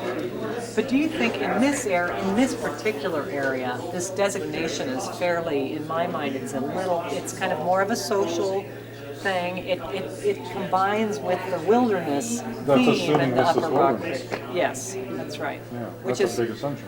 well, if it did become wilderness with yeah. the capital W, you're right. As opposed to back. Or even backcountry. I mean, it matches perfectly backcountry, frankly, because the recreational designation is a much closer match to backcountry. Wild is a close match to wilderness recreational. And I would argue that the backcountry Yeah. would sufficiently protect it, similarly to the wild and scenic designation, but without the caveat of congressional restrictions that are 30 years old that would allow us to do adaptive management in there. But a wild and scenic river is an act of Congress. When it's designated. Yeah, it So has to that go through a can't- hefty study and- Somebody can't try and do an end run and come into the backcountry. No. But you see, And the argument again- already is that you can't do that because it's potential wild and scenic river. And that is the argument. That is the argument. It does become an arrow and a quiver. But again, But I don't know, but again, right now, with the recommended wilderness or whatever you call it next to them, I'm not sure if there would be any other restrictions on these. It isn't already there. Except that it could build it. That's the That's key right, that would be the requirement. key restriction. Okay. But again, and keep in mind that this input, this preferred option is a kind of a conclusion of the input that has been brought forward on the Rock Creek drainage. The proposed wilderness and the Wild and Scenic River recreation designation is the desire of a lot of the input we've gotten from folks that have a lot to do with Rock Creek. So that's one that might be, we may not have, we may have some area of agreement there, maybe not completely, but there may be others across the district. And I'm wondering if maybe if we didn't have much more to talk about with Wild and Scenic, we could discuss a little bit of this backcountry thing. It seemed like some people had some questions about backcountry earlier. Would you guys want to move to looking at the back? I think that makes sense, because it sounds like the main difference between backcountry and a lot of these others is it allows mountain bike use, for example. Yeah, and I was going to say, Wheeled, take a look non-motorized, at like a game carts. You could take a game cart into backcountry to pack I out think your own, so. but you can't take it into wilderness. I think So it's that's more it. than recreation too. It has to do with what's allowed to be done in terms of fire restoration, Fire management. fire suppression, and again, adaptive management. If it's wilderness versus backcountry, it precludes any commercial harvest, no matter how it's disguised, whether it's disguised as restoration management or just density forest management. There's a big difference. Are you saying the harvest is disguised as something else? Well, in this Yeah, case, yeah. this description says that backcountry areas are not suitable for timber production, although timber harvest, including salvage, for multiple use reasons can occur. In backcountry. In the But not in backcountry. wilderness. No, and I'm And sorry, that's I'm the not, distinction I'm trying to make. I was thinking you Yeah. were talking about the backcountry. No, when you but were I mean, saying that. the value of designating something backcountry versus wilderness. I got it. Is because it allows us more management options. And this Many more. designation, More than just recreation management. that's right, yeah, that's exactly right, and this is the reason that the chief of the Forest Service has been talking internally about this for a little while. We've come up with this term backcountry, and I suspect we'll see it now more across the nation, and that is as a result of this, whole roadless area issue that we tended to treat as wilderness, but yet there were still values that could be appreciated for other things, like timber salvage and some timber I noticed they production. specifically say existing motorized routes may be allowed to exist as corridors through backcountry. That's right, right. So if there's already a designated snowmobile trail, it has, its history of use, it can That's stay right. that way if that's Yeah, what yeah. people agree is So- suitable, or... So what kind of areas do we have on the Missoula district that would be this turquoise color? We have an area bit, that seemed to actually. jump down from Petty Creek, I realize is 9 Mile, but now spills over into the Lolo Creek, which encompasses part of Telephone Butte and the four-wheel drive trail going to there. Okay, Kind of wondered why that suddenly went from being a part of a recreation area to being backcountry. and did it used to be a formal recreation area, Shane, or wasn't part of the, In the transportation, it's designated as a motorized area. One of the few is. Once again, if it's for this map, it'd be nice to have some, but here's Yeah. Telephone View, and see all of this area is it's recreation. restricted, okay. Well, that deal's spilling clear down into part of this area, which, everybody calls the Jeep Trail coming off of, yeah, what is that? Off Is of that the Saddle, south is side? it? Does that go? Woodman Saddle? Woodman Saddle. Okay. I mean, we used to snowmobile this and still do or have, and then obviously, I'll spill my guess, I'm not sure what the legality they ever used to be. We used to spill right down over here and drop down into the lumberjack. Uh-huh, And I know a lot of people on bikes still do that. Okay. In the summertime. all I right. just want to see some of these bars and stuff over here. Preferred option, MA, okay. So these are how much, it'd be nice if they were broken out by percentage. My brain can't handle these big numbers this time of night. Is Really? those aren't percentages down below, are they, Christine? Oh, are they? Oh, No, I'm sorry, I couldn't see what they're, no, they're no, just they're numbers up not. above They're just, too. but that gives you a little bit of relative. Yeah. So 4.1 is, 4.1. It's kind of the moderate. General, yeah, so it looks like but it would be nice to have a pie graph or something, so you kind of see The percentage. the percentages and everything. Well, let me put something down like that. Yeah. So, Looks like actually very little's in wilderness that's designated right now. What's 3.1? Special interest area, that's a tiny area. 3.2 is, that 3.2 is the little pink research natural areas, okay. so Okay, that's a any little general helpful. comments about the backcountry areas? Shane, you may want to circle that area and make a comment on border there. Can you see it in that pink? Not If you from use there. one of these, there's a red pen.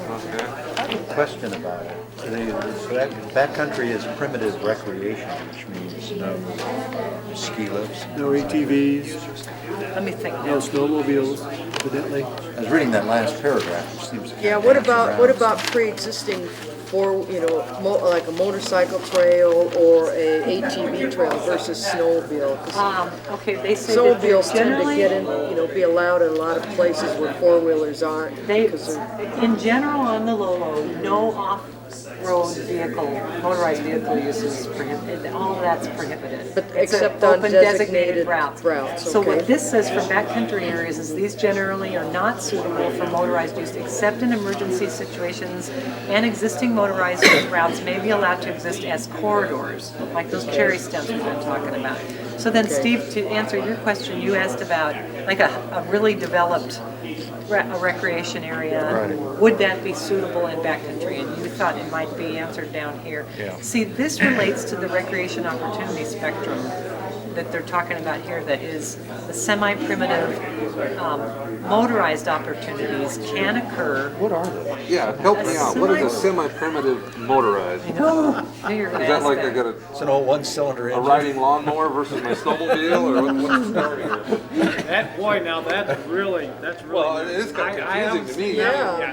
How about semi-permanent non-motorized? That means I can buy a Model A, I can go That's through in there, there. too. or- Well, it I goes, could almost understand. And what do they call that new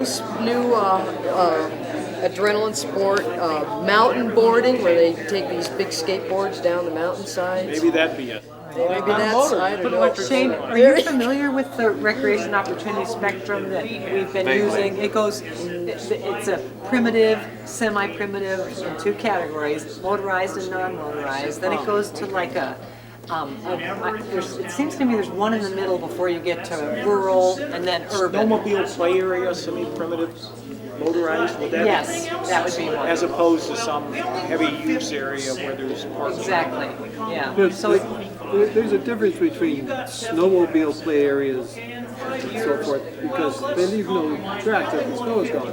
If an ATV went up in the same play areas in the summer, you'd tear up a lot of nice country. I guess a key question in these areas is this designation changing the status quo of what's going on now? Here's an example where it is. And, okay, so Yeah, I Shane. want to understand, so you say there's a corridor up through here, or is it just more than just a corridor where you Well, can once again, snowmobiling, or- if that map had the actual trails and roads in it, it'd be a lot easier, because I'm trying to go off the section marks. But basically, it's part of this Petty Mountain roadless area, but now suddenly it's spilled over into this area south of Telephone Butte, which is part of a large recreation area, basically Blue Mountain Recreation. And this is, a lot of people come up here with dirt bikes, whatnot, you peel off here, there's a trail, a ridge trail runs along, and it used to be able to spill right down the Graves Creek Road right to the lumberjack. So I guess My question being, why Yeah. did they suddenly pick So, this so spot is up? are those pre-existing motorized trails going to be allowed to stay in that when that's designated, or?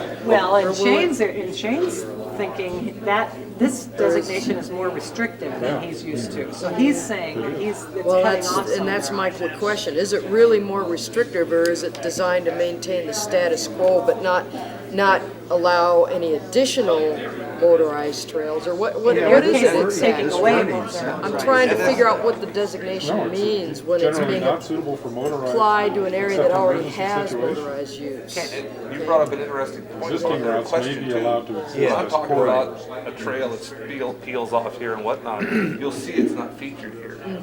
Whether it's even a recognized trail, I Whether don't know. that's even But the been question is, does that mean, it's been there forever, I guarantee you.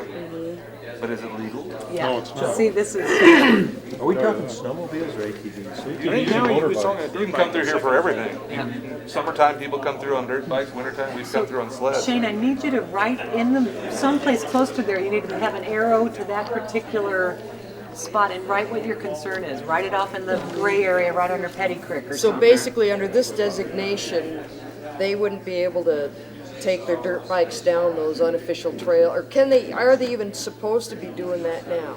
No, but under this designation, they might not be able to petition to get this unofficial trail designated into an official one? Is that what you're saying, or under, because I assume that a travel plan would be updated more All frequently good than a things horse must Yes. come to an end, and Yep, I that's I it. hate to do So this. it would restrict Because what I you know can everybody's do involved under in the really travel. good conversation, but it is Yeah. 8:30, it's actually Yeah. 8:37. Comment on it. So what I would like to do is just get a real brief, very brief now, like 2 minutes per table, kind of wrap up.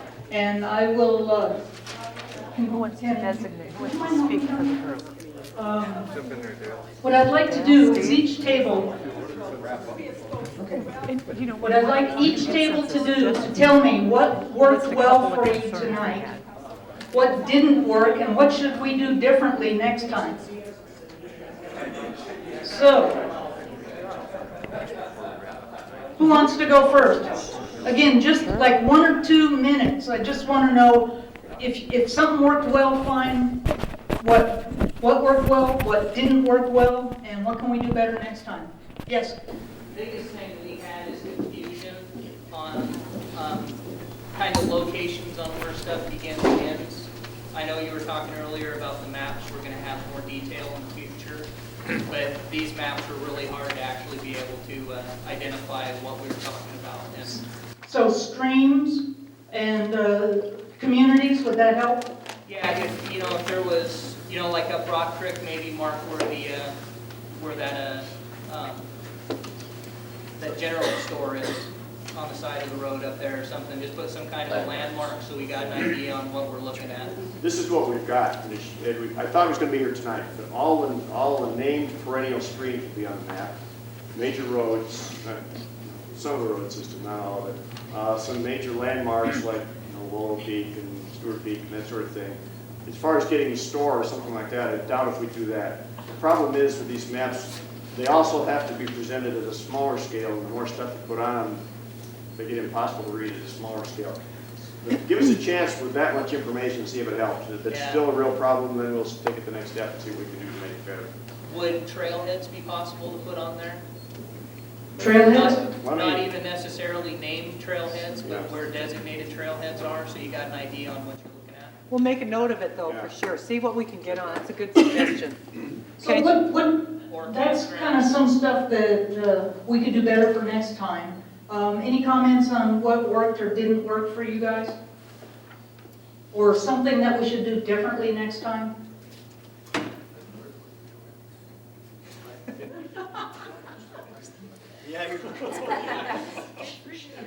I'll let you think on that. Let me move to another table.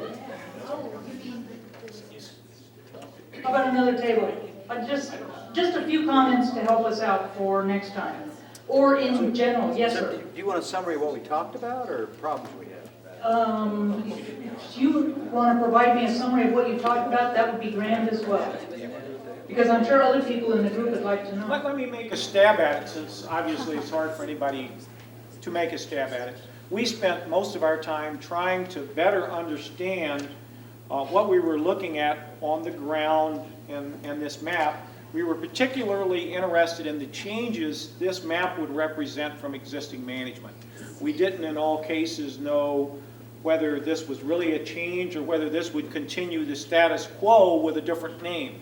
Backcountry, it's hard for us to understand whether that would create a more restrictive form of management in some areas or whether that would be an intent to preserve status quo, for instance.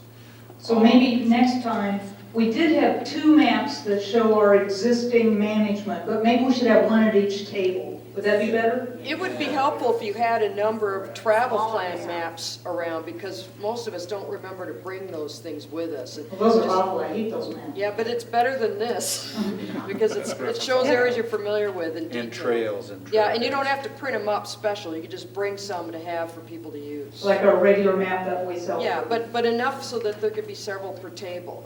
Okay, thank you. Good. That's And great. I'm sorry I interrupted you, but go ahead. And they're really, and I think we were basically all unclear exactly on what we're doing, and we're trying to figure out how what we're doing relates to what was done in the past or what might be done in the future, or whether we're doing something for all eternity or maybe just for 10 or 15 years. And so I think it's partly we're trying to learn something we don't understand. And then we're trying to figure out how it matches to the ground. And I'm confident that we didn't reach any consensus on any particular subject. I'm confident that you are not alone. But I'm also confident, if you remember what I said earlier this evening, that we are going to go slow this evening. We're going to go slow. It's almost like building blocks. We need to learn about what these various management areas represent. These are the management areas that we're going to use for the next 15 years. So, we're not going to learn all about them and all their little idiosyncrasies in one evening. And as you can see, we only got to a couple of them anyway. And we dabbled in all of them. I mean, most every table that I sat in on, people were all over the board looking at all the management areas. But you sort of focused, quasi-focused on a couple of them. Next time we'll focus on a couple more. And I know you'll still be all over the board looking at the others, but you'll develop a familiarity with them as we go along. Yes, sir, back there. I can't speak for a cable, because there was consensus, but one difficulty that we encountered was staying focused on a particular management area in relationship to something that was similar. For example, the proposed wilderness, and don't go to the backcountry because we're not there yet. Well, in fact, if we're trying to decide should we have more or less than what's on the map, we couldn't really discuss that without knowing, well, what's the choice? The choice is for it to be backcountry instead of proposed wilderness. What does backcountry mean? And as we get down the line into these other colors, my sense is that we're going to find the same conundrum. And if there's some way for us to understand what, at least in a preliminary way, are the characteristics of each of the management areas before we have to get into just the examination of any one, then we've got a lot better idea of what, when we're evaluating one, it's in relationship to all the others, what sense does it make? That's an excellent comment, I believe. And I thought about that this evening, before we started this afternoon. Should I read through that old bloody paper I gave you, and so that we would all have a kind of an understanding of all the management areas? And we thought maybe it'd be easy to just jump off into one management area and kind of look at it, move on to one more.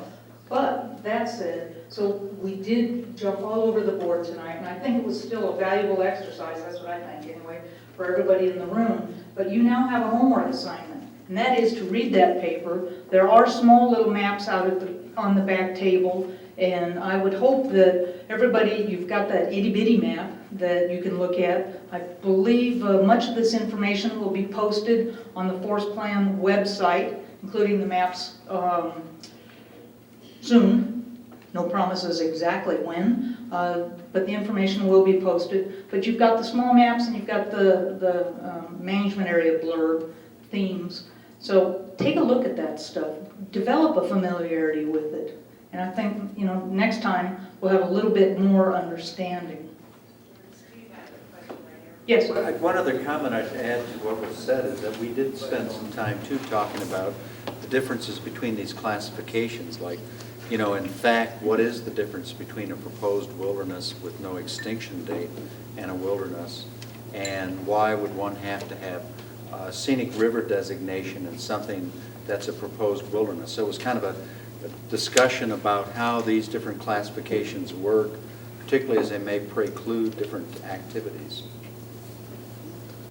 Steve, do you mean to And understand? were you able to get those answers? You're talking about the legal distinction, Steve? Well, not just what actually happens on the ground when you have something that's proposed wilderness that prevents certain activities and there's no expiration date on the proposal, isn't it in effect de facto wilderness? Those kinds of issues about, how different are some of these categories from each other, though they're different colors. In practice, do some of them really make much difference? I think that in terms of particular what you set can do? anyway, that's true. I'm not sure that's quite so true with the others, but that particular set is Christine? Just another suggestion, and I know sometimes building tables can be difficult and you have to simplify things, but it would be helpful for me if you put these designations in a table and had, kind of going from most restrictive to least restrictive, and actually had some examples. So, okay, backcountry areas, mountain biking might be allowed, but in proposed wilderness, mountain biking is not allowed. And just come up with some common examples, because you can't do an exhaustive list of what the differences might be. And because I know we're going to get into it, and what's more intensive versus less intensive management. And I think that might help some of us, because I flip through these pages and it's really hard for me to really get the picture of the differences between these designations. And Good. That's good. I assume there might be a table like that in existence somewhere already. Oh, if There was a we'll make one. simplified table like that, and for us, as Forest Service employees, we found ourselves getting pigeonholed into it. Well, it doesn't say you can do that there, so you can't do that, and it wasn't ever meant to do that. So we actually took that thing and threw it away. Because people just started looking at it, its black and whiteness of the table without, because a lot of these management areas, some things may be allowed by exception, so it allows for the once in a blue moon sort of exception. Yes, and then I'll get back to you. We have echoed just about everything else that's already been said at our table about the maps, and I'm kind of not sure where we are geographically, so I won't go over all those. I have a couple suggestions. You will correct me if you don't concur with me. We had several expressions of wondering how the planning team took the existing map and took the comments and the input that was given over the last year and put it into the new proposed option. How did they decide this? And it might be helpful to know if there are meeting minutes or records of any of those decisions on the web or somewhere where we could go to look for that information. And secondly, we had a lot of people talking about the fact that we weren't reaching consensus or really collaborating on anything. So I think possibly the use of the term collaborative group is giving us the impression that we should be trying to agree on something, but we don't know what. Oh, that's right. Yeah. Anything else? Quite a few of us at the table thought that the new proposed option is generally favorable. A couple of us did not think so. And that might be. What'd you say? Couldn't hear you. Several of us thought that the new map is generally favorable, and a couple of us were not happy with it. Yeah. Thank you. Yes, sir, you had one as well. Yeah, kind of off base, I guess, but as far as financially leaving things as is and managing what's existing right now as opposed to applying this, the financial dollars it might take to, make this work, it's kind of like painting half a wall and then changing the color. So if I understand, you're wondering, is this preferred option or any preferred option that we come up with after we all blend whatever it is we come up with over the summer, is it even doable financially? Right. Is that what you're wondering? Yeah, or is, That will be bite part. more than you can chew, and you can't, it's hard to manage everything as it is right now. Right. Okay. And we won't have that for next time because we haven't even begun on that road yet. Can I say something on that, Chair? We may not get back to it. I think no matter which way we go, the same budget is going to constrain us. So I don't think it would be fair to say that we're about to launch into some new and more expensive campaign. It isn't going to happen. I think it's more a matter of maybe reallocating some priorities. So if we spend more here, we spend less there. And even the reallocations may not be that substantial when all's said and done. So I think it's an important thing to pay attention to, but I'm not sure that it's going to be that, the difference will be that distinct. Yes, sir. Was it George? Is that right? Yeah. Thank One you. of the big issues for me, and I suspect a lot of people, is what happens to the roadless areas on the forest. And so it would be helpful to me if this map showed where the existing unroaded areas are. And if it's not possible to do it on the map without making it too cluttered, then to at least have another overlay that is on the same scale available to see how the existing roadless areas are treated under this or whatever scenario we're all talking about. So like maybe Mylar or something. Sure, that'd be. Good suggestion, yeah. Yeah, and rather than, depending upon how many people are going to show up for future meetings, rather than having 5 mega sets of Mylars, could be we have 2 or 3 of them, and they're just on a resource table. People go pick and choose the ones that they want. That's good. Yes, sir. I think our feeling was that these management areas really don't address the problems we see out there, the damage to the land. We don't want to get into a big debate of motorized versus non-motorized. We want to go after the ones that are damaging the land, but we haven't figured out how to do that.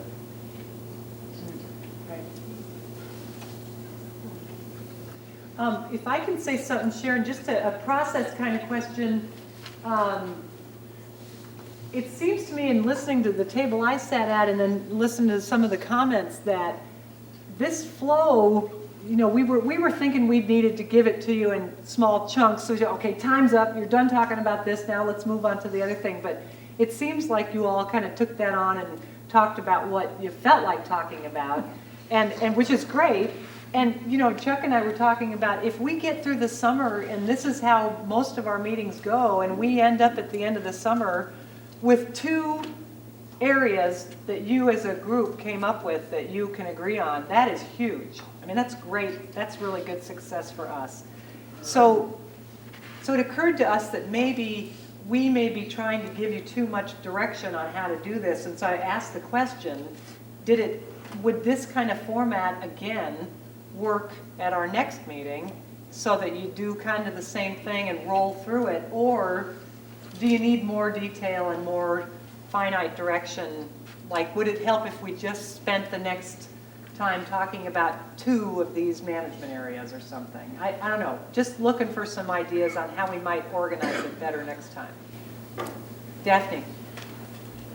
I'm not quite sure how to answer you on that specific question, Sure. Maggie, but in general, I think we felt we had a great discussion. It was great talking to these people, a lot of different disparate views and usage, but it didn't feel like it really went anywhere. Right.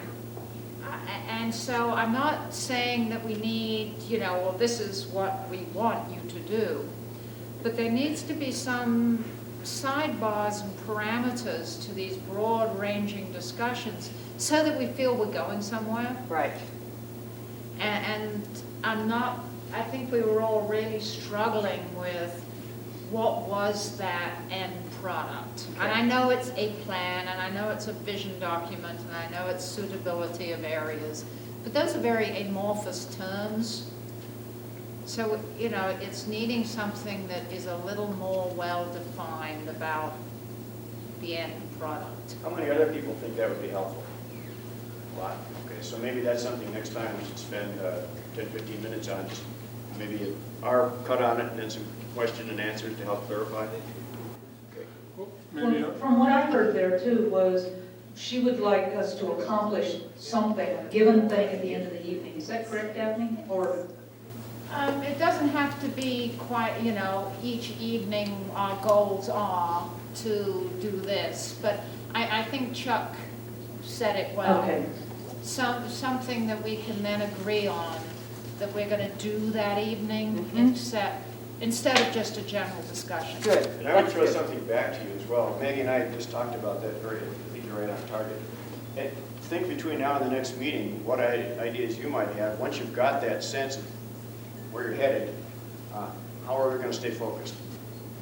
I mean, we could have a hard-nosed gun packing facilitator at each table and shoot the first person who's off focus. That's probably not going to work. But think about that.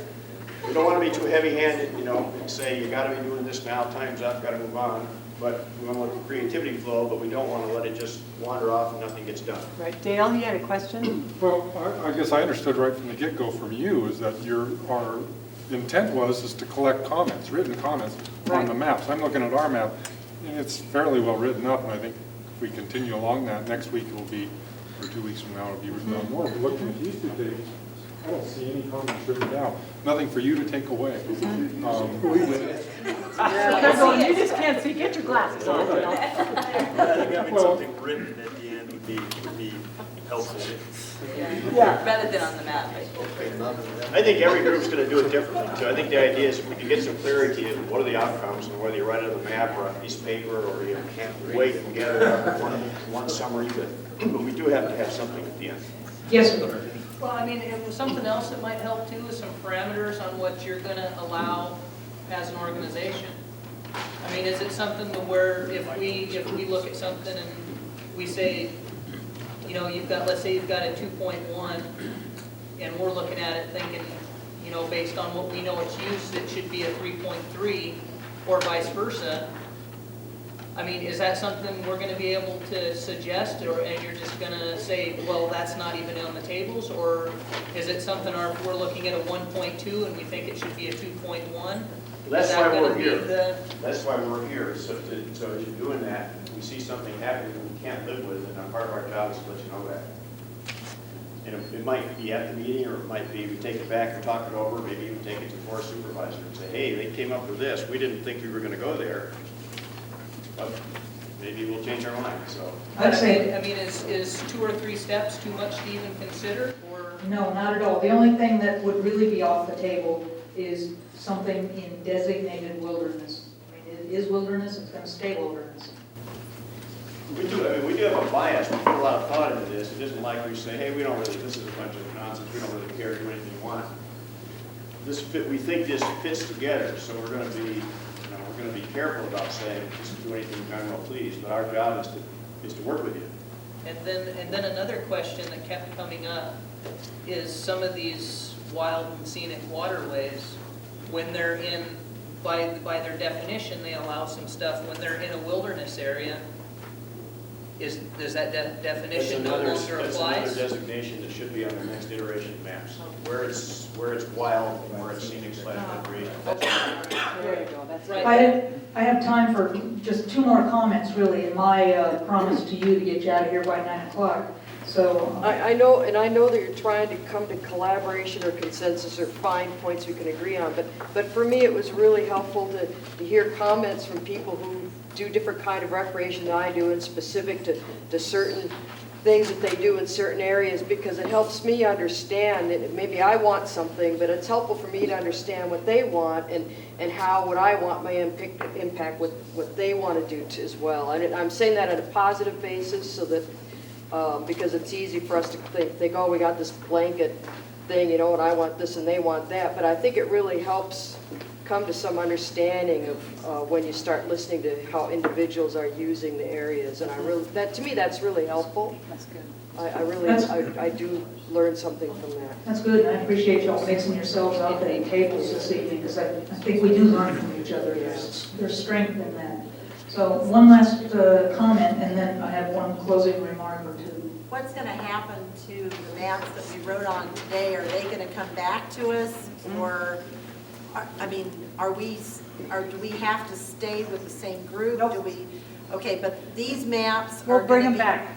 in You'll 2 bring weeks. these back. These very maps. But we yes. will also bring back different maps, because I've heard y'all loud and clear that you would like to see maps with communities on them, and stream names and all that kind of stuff, so. Do you want them back? I mean, Well, at yeah. some point, to get so many maps on the table, when you No, but then, You promise to look at the bring back. comments, you don't need to bring Yes. back. What our promise is that we'll take these maps, and we were thinking today that we'll bring them back so that you can see what your comments were from the previous week, but that may be all the value, because you'll have a new set of maps that have more, definite detail on them. We'll also type up in our notes, these are some of the concerns and some of the interests that were brought forward tonight. And my sense in this collaborative thing is that, there's a couple of ways that you can do this, that we could have a similar setting where you divide into smaller groups and talk and get to know each other and each other's interests.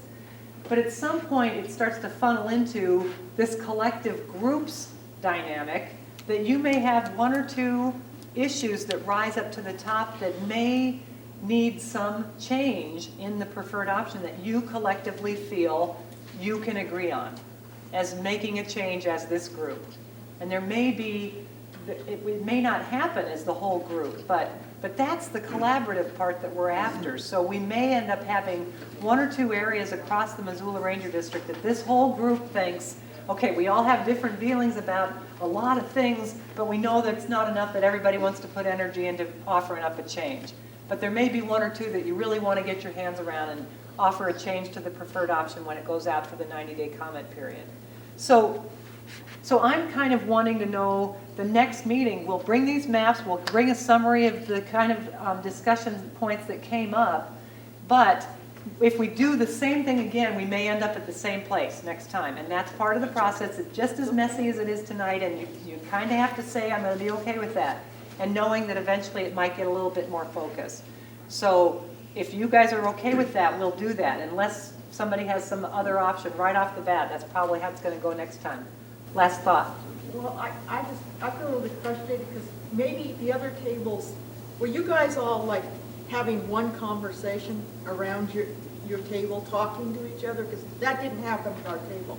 And I have no idea, there's a lot of things written on this map that I have no idea where other people's, but we weren't talking to each other. Yeah. And I feel really frustrated about that. Okay, that's a great point, and that's some of the stuff that we can do. Next time I'll try to have, if we broke it up like this again, we'd try to have one of us at each table, because we can kind of act as a facilitator for you and say, okay, let's move to this designation now and talk about that. That's how we did it here. We moved through backcountry, and we talked about what does this mean and what does it look like on the map. So maybe that would be helpful to you. And we were just short-staffed tonight, Yeah. unexpectedly, but that stuff happens. So is everybody okay if we bring these maps back? We'll bring some kind of a summary as to the things that came up. I guess that's it. Okay. I have 2 last points, and then I'll let you go. One, I'd like to know if you have not signed in, here's the sign-in sheets. I can put them on the back table, or raise your hand and I'll give you one right now. But I'll put them on the back table back there with the water.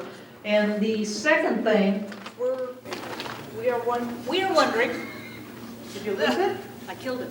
Okay. We're wondering about the facility for next time. Thank you. The facility for next time. Do we need a facility this large? And really what I'm getting at is how many of you think you'll be either with this for the process, or you'll be able to make the next meeting, which is the 23rd. The 23rd. So can I just have like a quick show of hands? Or if you think there may be additional people that you knew couldn't make it tonight. Yeah. Wow, okay, that's... What do you think, here? We have a smaller facility at our office. It's just this. One of our issues is cost. Of course, each night we rent this, it's $300 for us. If there's, if anybody knows of, meeting rooms that are not that costly, we don't have anything in the Forest Service right now that we can make available. Yeah, about the biggest meeting room we have is a dirt lab. Yeah. And it's not all that big. It's not for this many people. Yeah. We need to make a decision right here tonight so that you guys all know. So I'm saying let's be here next time, and we will look on some other alternatives for the time after that to let you know. Be okay with that, Maggie? I don't know what else. I don't think we'll fit in the soils lab. I'm fine with that.